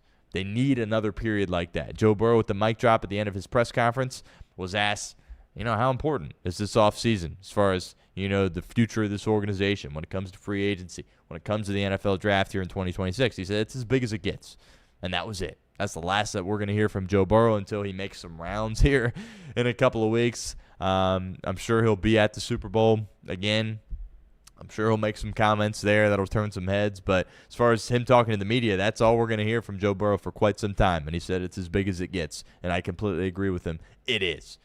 Now, as you begin to turn the page, you look at this team. And, again, you can't replace everybody on defense. It's just the way it is. A lot of these guys are going to be back. And a lot of these guys are going to be your quote-unquote foundational pieces on defense. And when I'm talking about these guys, I'm talking about DJ Turner. I'm talking about Myles Murphy. I'm talking about Dax Hill. And unfortunately, according to me, Jordan Battle, I think, is going to be a part of this team going forward there as well. Those are going to be 4 guys that it's like part of their team here at this point. We all look at it and say, it's Joe T and Jamar's team. True, but on the defensive side, it's Turner, it's Dax, it's Murphy, and unfortunately, it's probably Jordan Battle there as well. And that scares the heck out of you now that these guys are going, they've been in the league now for several years, and they haven't played a playoff game. These guys don't have any postseason experience because it's been that long since Cincinnati has been in the playoffs. So it's about those other groups. Who's going to be in there to help Dax Hill, DJ Turner, Myles Murphy, Jordan Battle out? And I get those 4 players that I'm mentioning don't get you super excited, but those guys are all going to be back. Those guys are all going to be back as starters next year. It's about filling the void around them. How are you going to be able to do that? Right? And we'll spend weeks, hours, months on the NFL draft. Not fully going to dive into it here on today's show, but I will make the point. I said it on Off the Bench. If Joe Burrow and Caleb Downs play 17 games for the Cincinnati Bengals next year, they will 100% make the playoffs. That's how good Caleb Downs is. There's always some player that people talk about with the Cincinnati Bengals. Oh, if they can just get him. Caleb Downs is the real deal. I'm not going to say he fixes this defense by himself, but, boy, he makes them a heck of a lot better. What he brings to the table. Did you watch the playoff game? I know Ohio State lost against Miami. Did you watch Caleb Downs in that game? Did you watch number 2 out there? Guy's an elite football player, and he'll be an elite football player in the National Football League. Makes you a little bit worried with Kansas City picking right before you at that 9 spot. Right? Of course the Chiefs lose to the Raiders, right? I mean, who would have thought that as bad as the season went, the Chiefs would be picking 1 spot before you, right? Safety, could argue, is a position of need for them, but they need an edge rusher, right? They need some weaponry as well offensively, so they got some holes they have to address. Worries you a little bit. If Downs is on the board and Kansas City's on the clock, you're worried a little bit. But that's a player to me. If he's on the board at 10, I would move up for him if you're worried that he's not going to be there at 10. But he is an organizational changing player. He changes the trajectory of where you're at as a football team. I think he's that good. And I get it. Oh, he plays safety. He doesn't play edge rusher. He doesn't play left tackle. He doesn't play quarterback. That's fine. He's unbelievable. Like Kyle Hamilton, he's a chess piece for them, right? You saw Aaron Rodgers start moving the ball a heck of a lot better when Kyle Hamilton was out of the game last night. It's the type of player Caleb Downs is. Doesn't have the length that Hamilton does, but he can tackle. He can line up wherever. He can cover guys. He's tough. He's available. He doesn't miss time.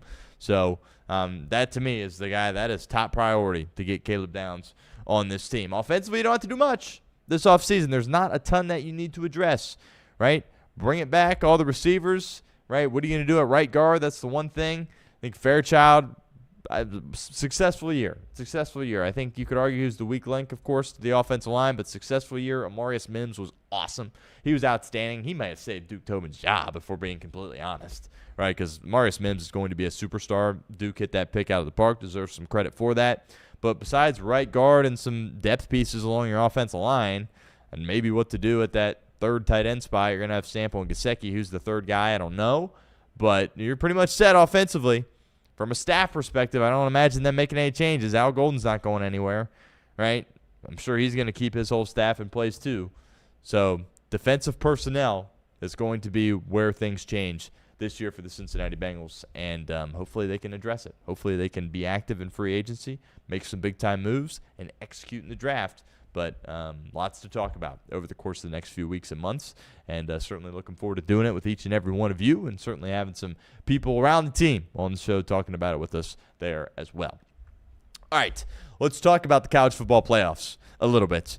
Thursday and Friday will be the semifinals. Should be great. Got some new blood in there. Should be tremendous. But I want to spend some time talking about Ohio State. And there's some people out there, I think it was Big Cat or PFT, somebody at Barstool, joking that, you know what, Michigan did it again. They ended Ohio State's season again. Kind of funny, but maybe kind of true there as well. Because Ohio State, they won that game in Ann Arbor, and it was like, my goodness, celebrate. You know, this was a huge success. Hadn't happened in so long. And then what happened after that? They couldn't win another football game.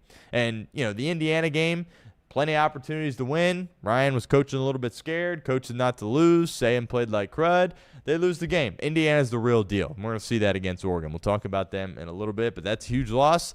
Then they get the bye and a chance to regroup and go in against a Miami team who they are much better than and should be better coached than Miami there as well. And really, that game could have been ugly, right? Ohio State showed a little fight there in the second half, but that game really could have been ugly. If Miami would have executed early in that football game, I mean, they had some opportunities there. Those first couple of drives where there was drop passes, there was Carson Beck missing a little bit there as well, and ultimately they lose. Right? And, you know, the spread moved a tremendous amount. I think it was at like 10, and then all of a sudden they're kicking off, and it's like at 7.5, which was pretty crazy to see it move like that late. So that told you that Vegas knew something was up there in that spot. They certainly did. And Miami deserves a heck of a lot of credit. They were very physical in the trenches. We talked about that in our preview.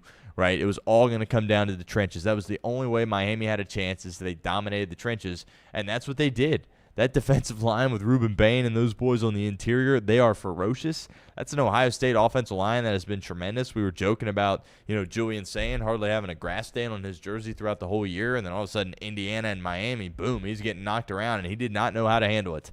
Serveld, report came out that he was injured, but, you know, in the moment it looked like he was just getting benched. He was awesome for him all year, and then he was getting worked in the game, so they couldn't protect Julian Sayin, and I thought he would be able to overcome that. In defense of him, he hasn't had to. He's had no experience doing that. It's been such an easy year for him, and then he gets put in a spot these last two games against Indiana and Miami where they're asking him to play quarterback.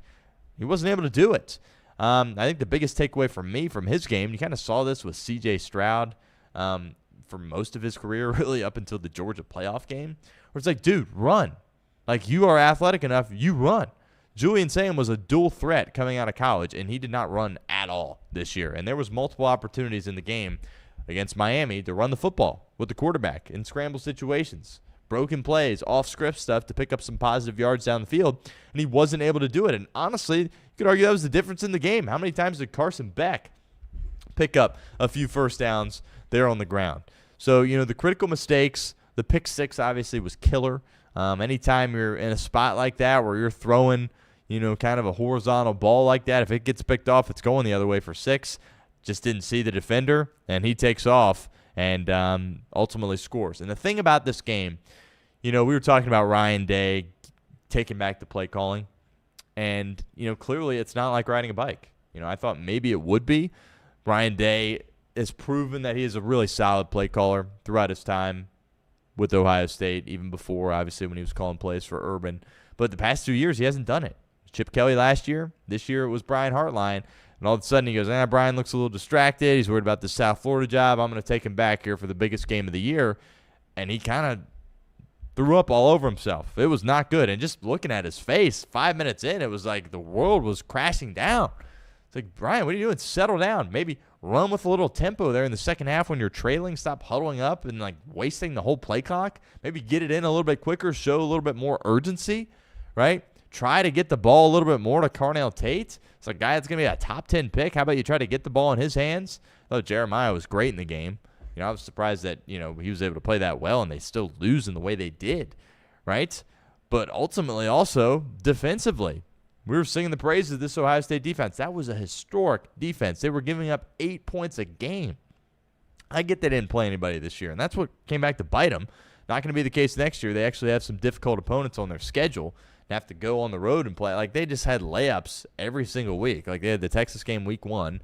Texas didn't end up being the team a lot of people thought, and then they played nobody. And then it's like, well, you had to play Michigan. Michigan wasn't very good. It was just getting over the mental hurdle of trying to beat Michigan, right?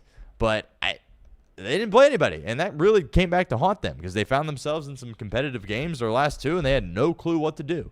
They had absolutely no clue what to do. So keep in mind, Ryan Day's been the head coach at Ohio State for several years now, and these are some tendencies that we've seen with him that have now crept back in, right? Oh, getting punched in the mouth, not responding very well. Oh, that's not good. Kind of playing a little scared, keeping it a little bit close to the vest, not being super aggressive, right? Not being ready for the biggest moments. All things that Ryan Day has struggled with in the past. Thought he'd kind of overcome that. Well, I don't know. Just like that, there's some questions there in Columbus, and the reason why I'm making such a big deal out of it is because this team was so good.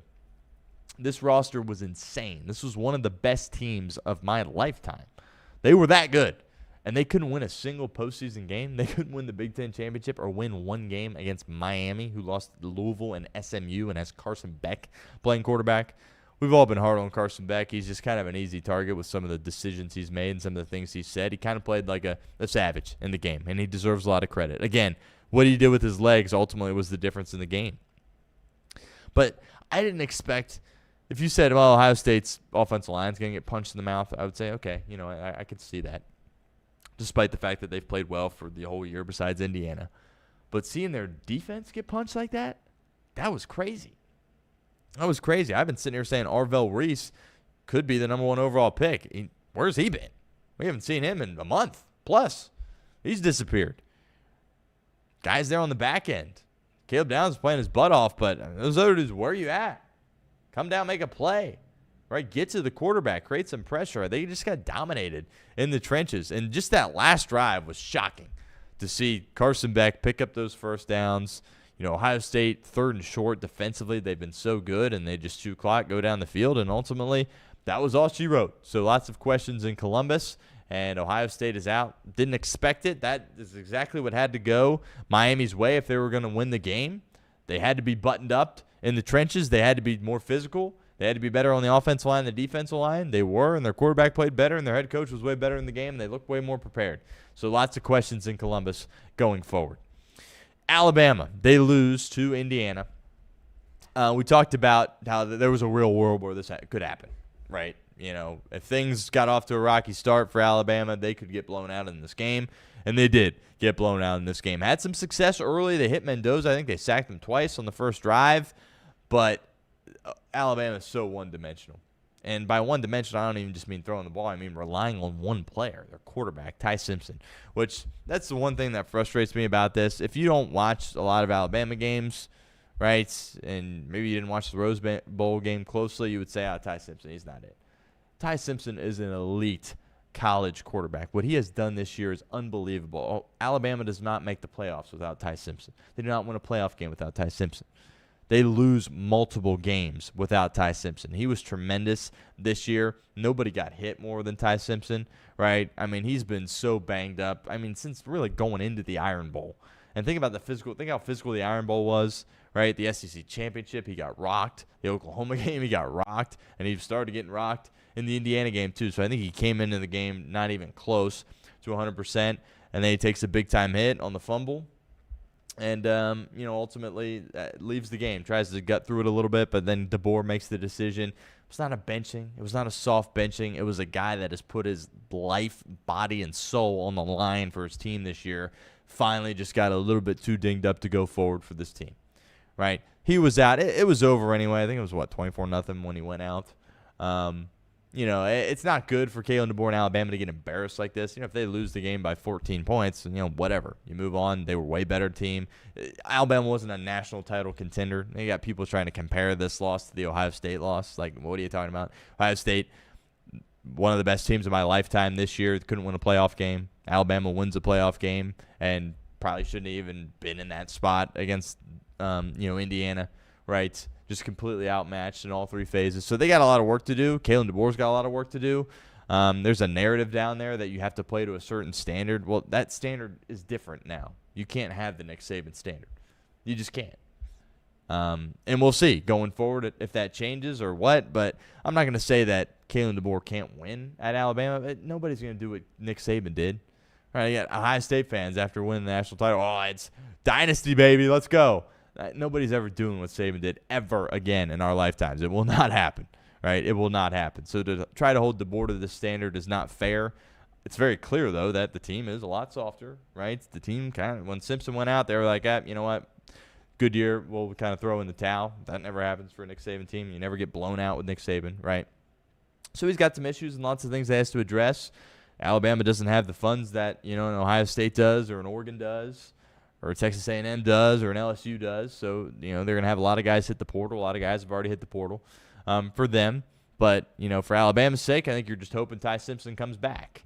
And what's a weak quarterback class this year? Maybe he'll test the waters. Wouldn't surprise me if he was a first-round pick. It really would not. We'll see how Dante Moore plays in the game against Indiana. But I think it would be best for him to come back. And Alabama will have a shot next year if he does come back. And it could be, a little bit rocky if he does not. But I think this year for Alabama is a success, right? It was an overwhelming success for Alabama.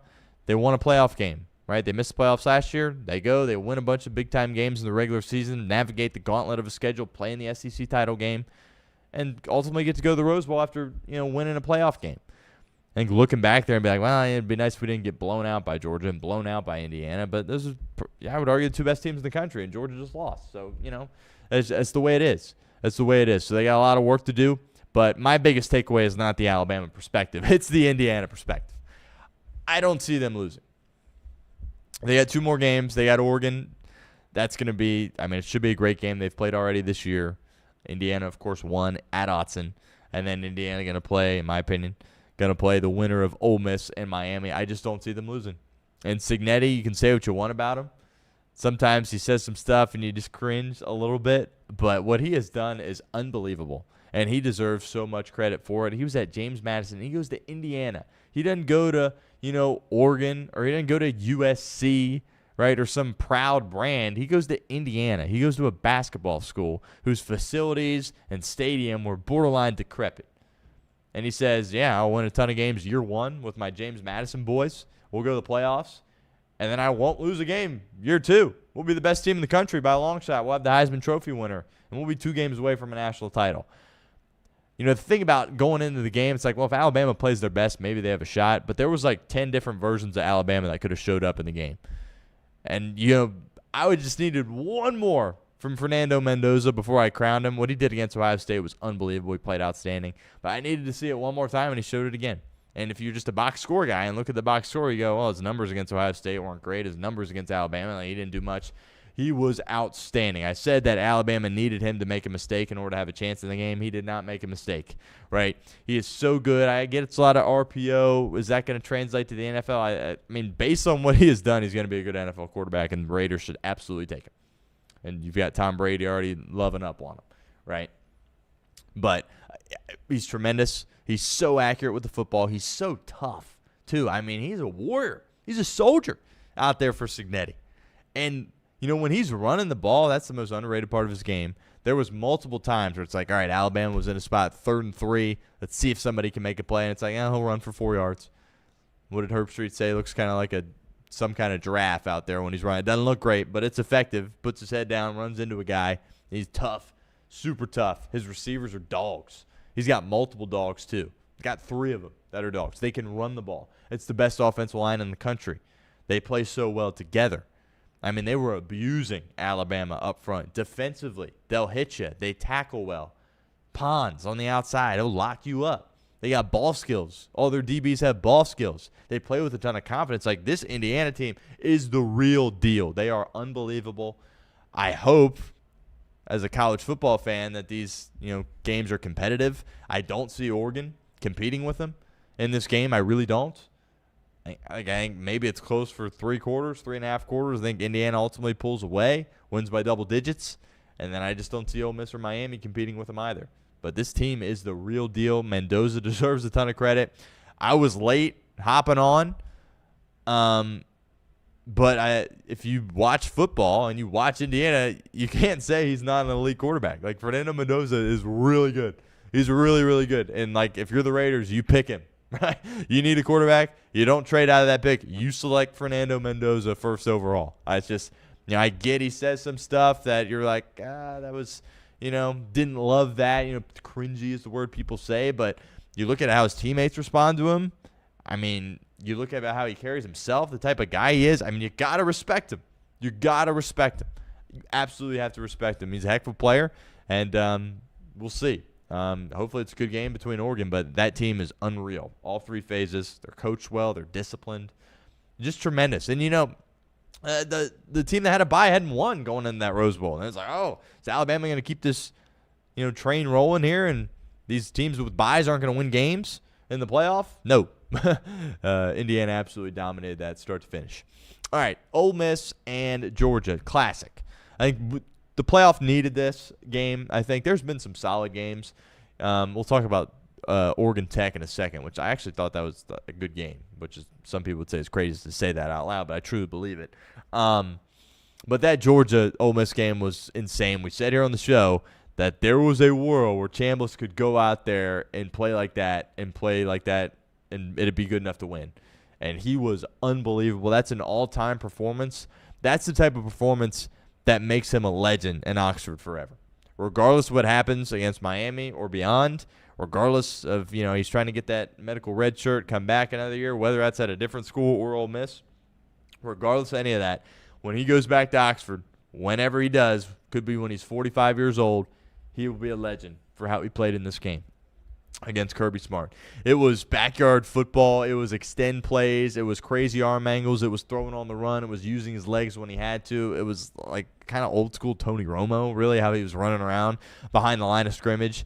It was awesome to watch, and he was so accurate with the football there as well. His teammates were responding. They made enough stops there on defense in order to win the game. And Stockton deserves a ton of credit there as well. I mean, those boys were going to war in that game. The pads were absolutely popping. Stockton took some huge shots. That guy might be the toughest guy. Let's talk about Ty Simpson being the toughest guy in college football. It might be Gunnar Stockton because that guy took some huge hits and just continued to get back up. Kirby's teams are so situationally aware. So situationally aware. They're so well coached. They didn't shoot themselves in the foot at all. Ole Miss came out and they took that game, and they won that game. I questioned Kirby when I think they were down double digits with like 10 minutes left, and he went for it. It wasn't in Ole Miss territory. It was in Georgia territory. Didn't get it. Thought that was, a little bit too aggressive, borderline reckless. But then they were in a spot where they could take the lead, right? Had an opportunity to take the lead there, and instead they had to kick the field goal. And ultimately they lose the game. But how about those kickers in that game? Talk about college kickers and making fun. Those guys are going to kick on Sunday, both of them. That Ole Miss kicker, I mean, that could win them this game against Miami coming up. It borderline won them in the game against Georgia.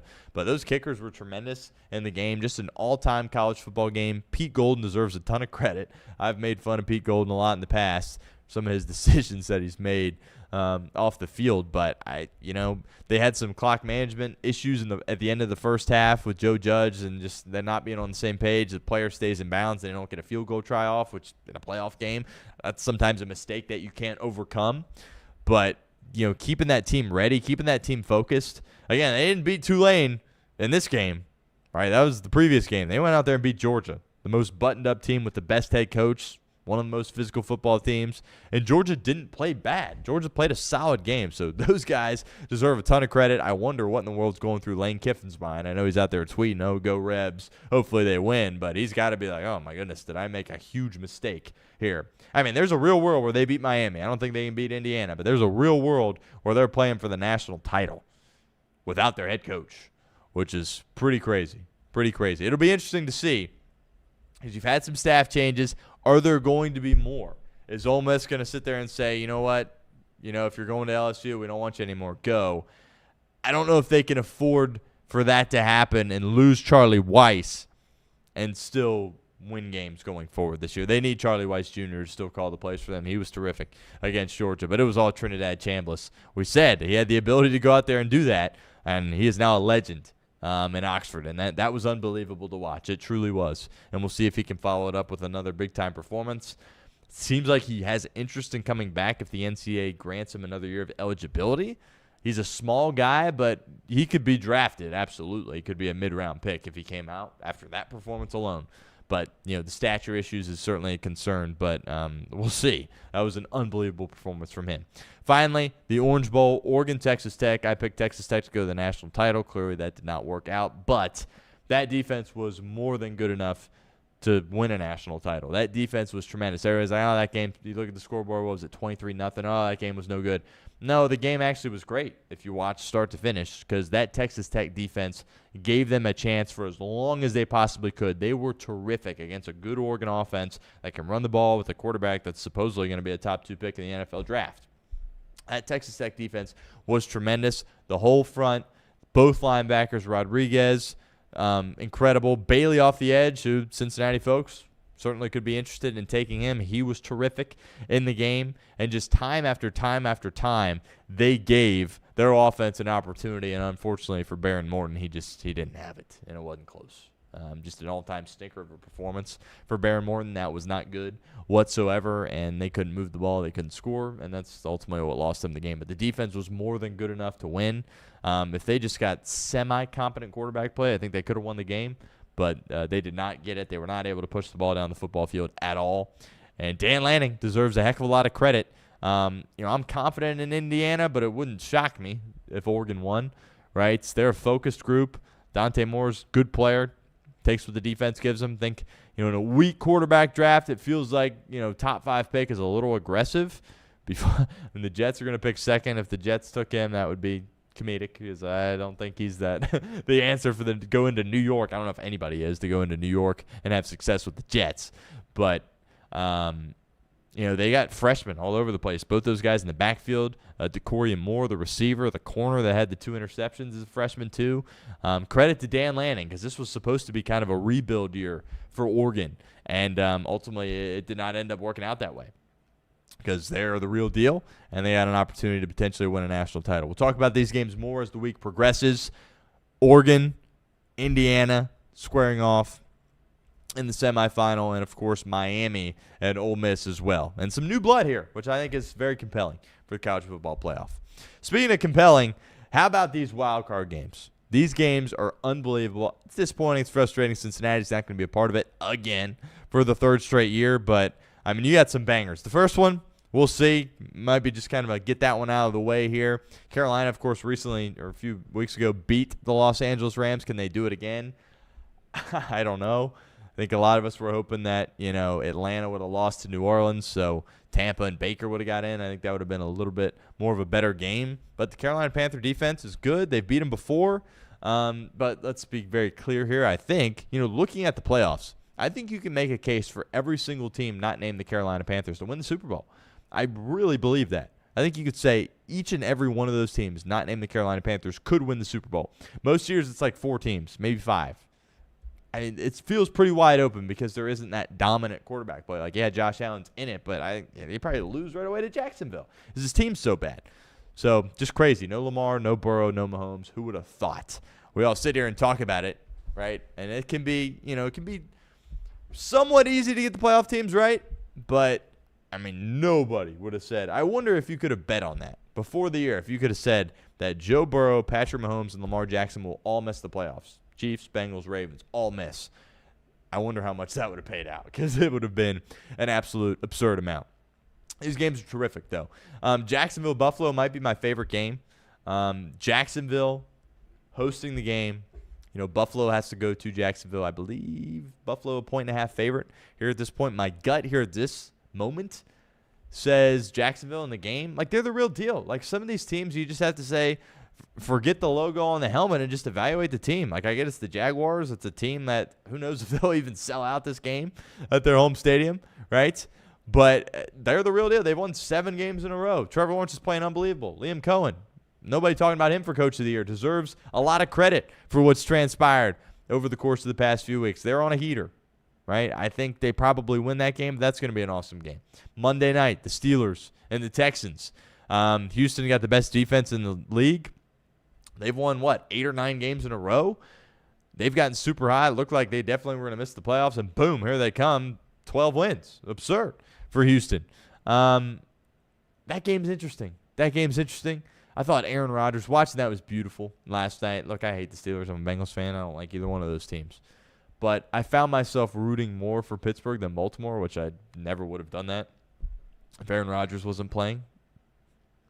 But how he operated down the stretch in the fourth quarter, some of the throws he made, and just understanding like the whole crowd was going crazy and social media was going crazy when he was burning those timeouts. But it worked out. He understood what he had to do, and that was great. I mean, the one to Freiermuth was just ripped. I think it was 3rd and 10, down the seam, gorgeous. And then just drawing it up in the dirt with Calvin Austin on the hitch and go. Cheeto, former Bengal, just eats crud on that play, just falls, looks like a fool. Austin's wide open. They hit the touchdown. Incredible. And I don't know. I think, Houston's a team where it's like they could beat everybody. If you told me that C.J. Stroud's hoisting the Lombardi Trophy, I would not call you crazy. In fact, I think there's some serious value actually in that happening. But if you said they lost to Pittsburgh, yeah, that could happen too. So that's going to be a low-scoring, physical football game. And I'm happy for Rodgers to be back in the playoffs, right? Again, said this at the top of the show. I don't agree with how he treats some of his teammates, some of the things he says, what he does off the field, lots of weird stuff going on. But as far as throwing the football, it's a beautiful thing, watching Aaron Rodgers do it. And, I thought for a second there where Tyler Loop was lining up for that field goal for Baltimore that we may never see it ever again for Aaron Rodgers. But we're going to get another week. That's a super compelling game. Chargers-Patriots. I mean, it wouldn't feel right if New England had the season they had then lost. But then again, it's Herbert and Harbaugh. Like, is it going to be easy for New England in this game? I don't think so. They got a lot of injuries. But Justin Herbert going to be playing. They've had some success of late running the ball. They're going to play physical on defense. So I think that's going to be a close game. I would lean New England with a number there as well. But, I mean, that's a compelling game, right? Chargers going into Gillette Stadium. And, it would kind of feel like a massive disappointment for the Patriots. I mean, I get having the 2 seed with year 1 of Vrabel, year 2 Drake May. That's incredible. But if you can't even pay that off with one playoff win at home, I don't know. It would be a tough pill to swallow. Denver, I'm still not sold on them. Kind of feels like the worst 1 seed that we've had since the Bengals beat the Titans several years ago. Would it shock you if they went one and done? No, right? It really wouldn't. So again, could they get to the Super Bowl with that defense and that head coach? Sure. But I think there's a lot of other teams with a lot more value. Niners, Eagles. I don't know what Philadelphia is doing as far as, just kind of mailing it in that pass game and not playing their starters. Now it's like they got to play the Niners, who that defense is. They got issues defensively. It's crazy how they were able to keep Seattle at 13 points. Seattle moved the ball kind of at will, but they just made some bend-don't-break type of plays. And, that Philly defense is real, and you saw what happened with Purdy against a real defense there. Again, no Pearsall, not much help out there. If you slow down McCaffrey, it really makes things difficult. I thought Brock Purdy played tremendous, actually, about as good as he could have played in the game, despite them only scoring 3 points, and they were going to get right back in the game, and then McCaffrey kind of the ball gets deflected, and it goes to like the back hip of McCaffrey, and then he drops it, it gets picked off, and that was it. But I thought Brock Purdy actually played really, really well in that game. I expect him, if the thumb's all right, he got banged up there at the end of the game against Seattle. It was a physical football game. But if he's healthy enough, I expect him to kind of will his team to compete in the game, and I do think it'll be close. I lean San Francisco there in that spot, but going into Philadelphia, it's tough, but electric environment, electric wildcard game, that should be absolutely tremendous there. Seattle, of course, waiting in the wings as the 1 seed as they figure out who they're going to be playing going forward. But these wildcard games, man, they're tremendous. They really are, and I'm fired up about them, and I certainly think everybody else should be fired up about them there as well. Black Monday, of course, we'll spend more time on this going forward, but Stefanski getting fired with the Cleveland Browns. And ultimately, Andrew Berry, the GM, stays. I don't get this. I really don't get this in the NFL. It's one thing if you do the reverse. Miami, right? Again, we've been live here for a couple hours. Haven't looked at the phone. I don't know if there other changes have been made. I think I would keep McDaniel if I'm Miami. They moved on from the GM early. Right call. If you're going to get rid of Stefanski, a guy that clearly can be a good head coach, clearly he's proven that. He's won Coach of the Year twice in this league. And then keep Andrew Berry, it's just the most Cleveland thing of all time, in my opinion. That is the most Cleveland thing of all time. I do not get it. I do not get it at all, right? And Cleveland just rewarded one of these crappy teams with a head coach. Because if Stefanski wants to be a head coach somewhere next year, he will be. Tennessee's calling. The Giants are calling. The Falcons are calling. They're all calling for Kevin Stefanski. We talked about the hottest name being I don't know, Robert Saleh, right? Well, now it's Kevin Stefanski, right? I mean, if he wants to be a head coach next year, he absolutely will be, and he's probably going to have his pick of the litter here. So, honestly, this is about as good as things could have went for Stefanski, where it's like another team's going to immediately give him a chance, and he gets out of the crap hole that is Cleveland, right? And that organization has just been a disaster. You got the Watson stuff. So, like, their GM paid Deshaun Watson, and he's still there. Like, what is going on? And I get these GMs, like, they're closer with ownership than the head coach because they're up there during the year. They're talking to him more, and it's very much just football down for the coaches, and then they kind of reconvene in the offseason. But how he has a job, to me, is insane. It's the most Cleveland thing of all time. See what Atlanta does. Clearly, Arthur Blank is blowing that thing up. I mean, literally everybody, like director of football, like whole front office and coaching staff gone. Do you move forward with Michael Penix? Do you go into next year with Kirk Cousins as a starter? They played well at the end of the year, but credit to the Falcons realizing that it wasn't good enough and that they needed wholesale changes. So it's going to take some time for Atlanta. That division's going to continue to stink. And it's Black Monday. People are going to continue to lose jobs, and there's going to be jobs open. Again, we're live here. I don't know if Baltimore became open, that would be huge. I think it would be a massive mistake if it did. I would not do it. I don't think DaCosta and ownership would do that, but I don't know. We'll see. But some tremendous stuff the rest of the week that we're going to talk about. NFL, best time of the year, playoffs, college football playoffs, Final Four, Black Monday, coaches getting fired, new ones will be hired, draft stuff, bread stuff that we had to talk about. Sorsby just committed to Texas Tech. Where does UC football go? UC basketball, of course, had a great opportunity to get a huge win at home against Houston. Weren't able to do that, so we got all kinds of stuff to talk about this week, and I'm super fired up about it. Happy to be back here, the new year, 2026, and we got a lot that we'd like to accomplish and get done here at Chatterbox Sports. Appreciate everybody, as always, for tuning in. Happy New Year, everybody. We'll be back tomorrow at 10 o'clock. Follow us, CBox Sports, Twitter, social media, Instagram. Follow me at StoneShields _ on Twitter and Instagram. Follow the show as well at The Stone Shields on Twitter and at The Stone Shields Show on Instagram. Have a great rest of your day, everybody, and we'll talk to you tomorrow.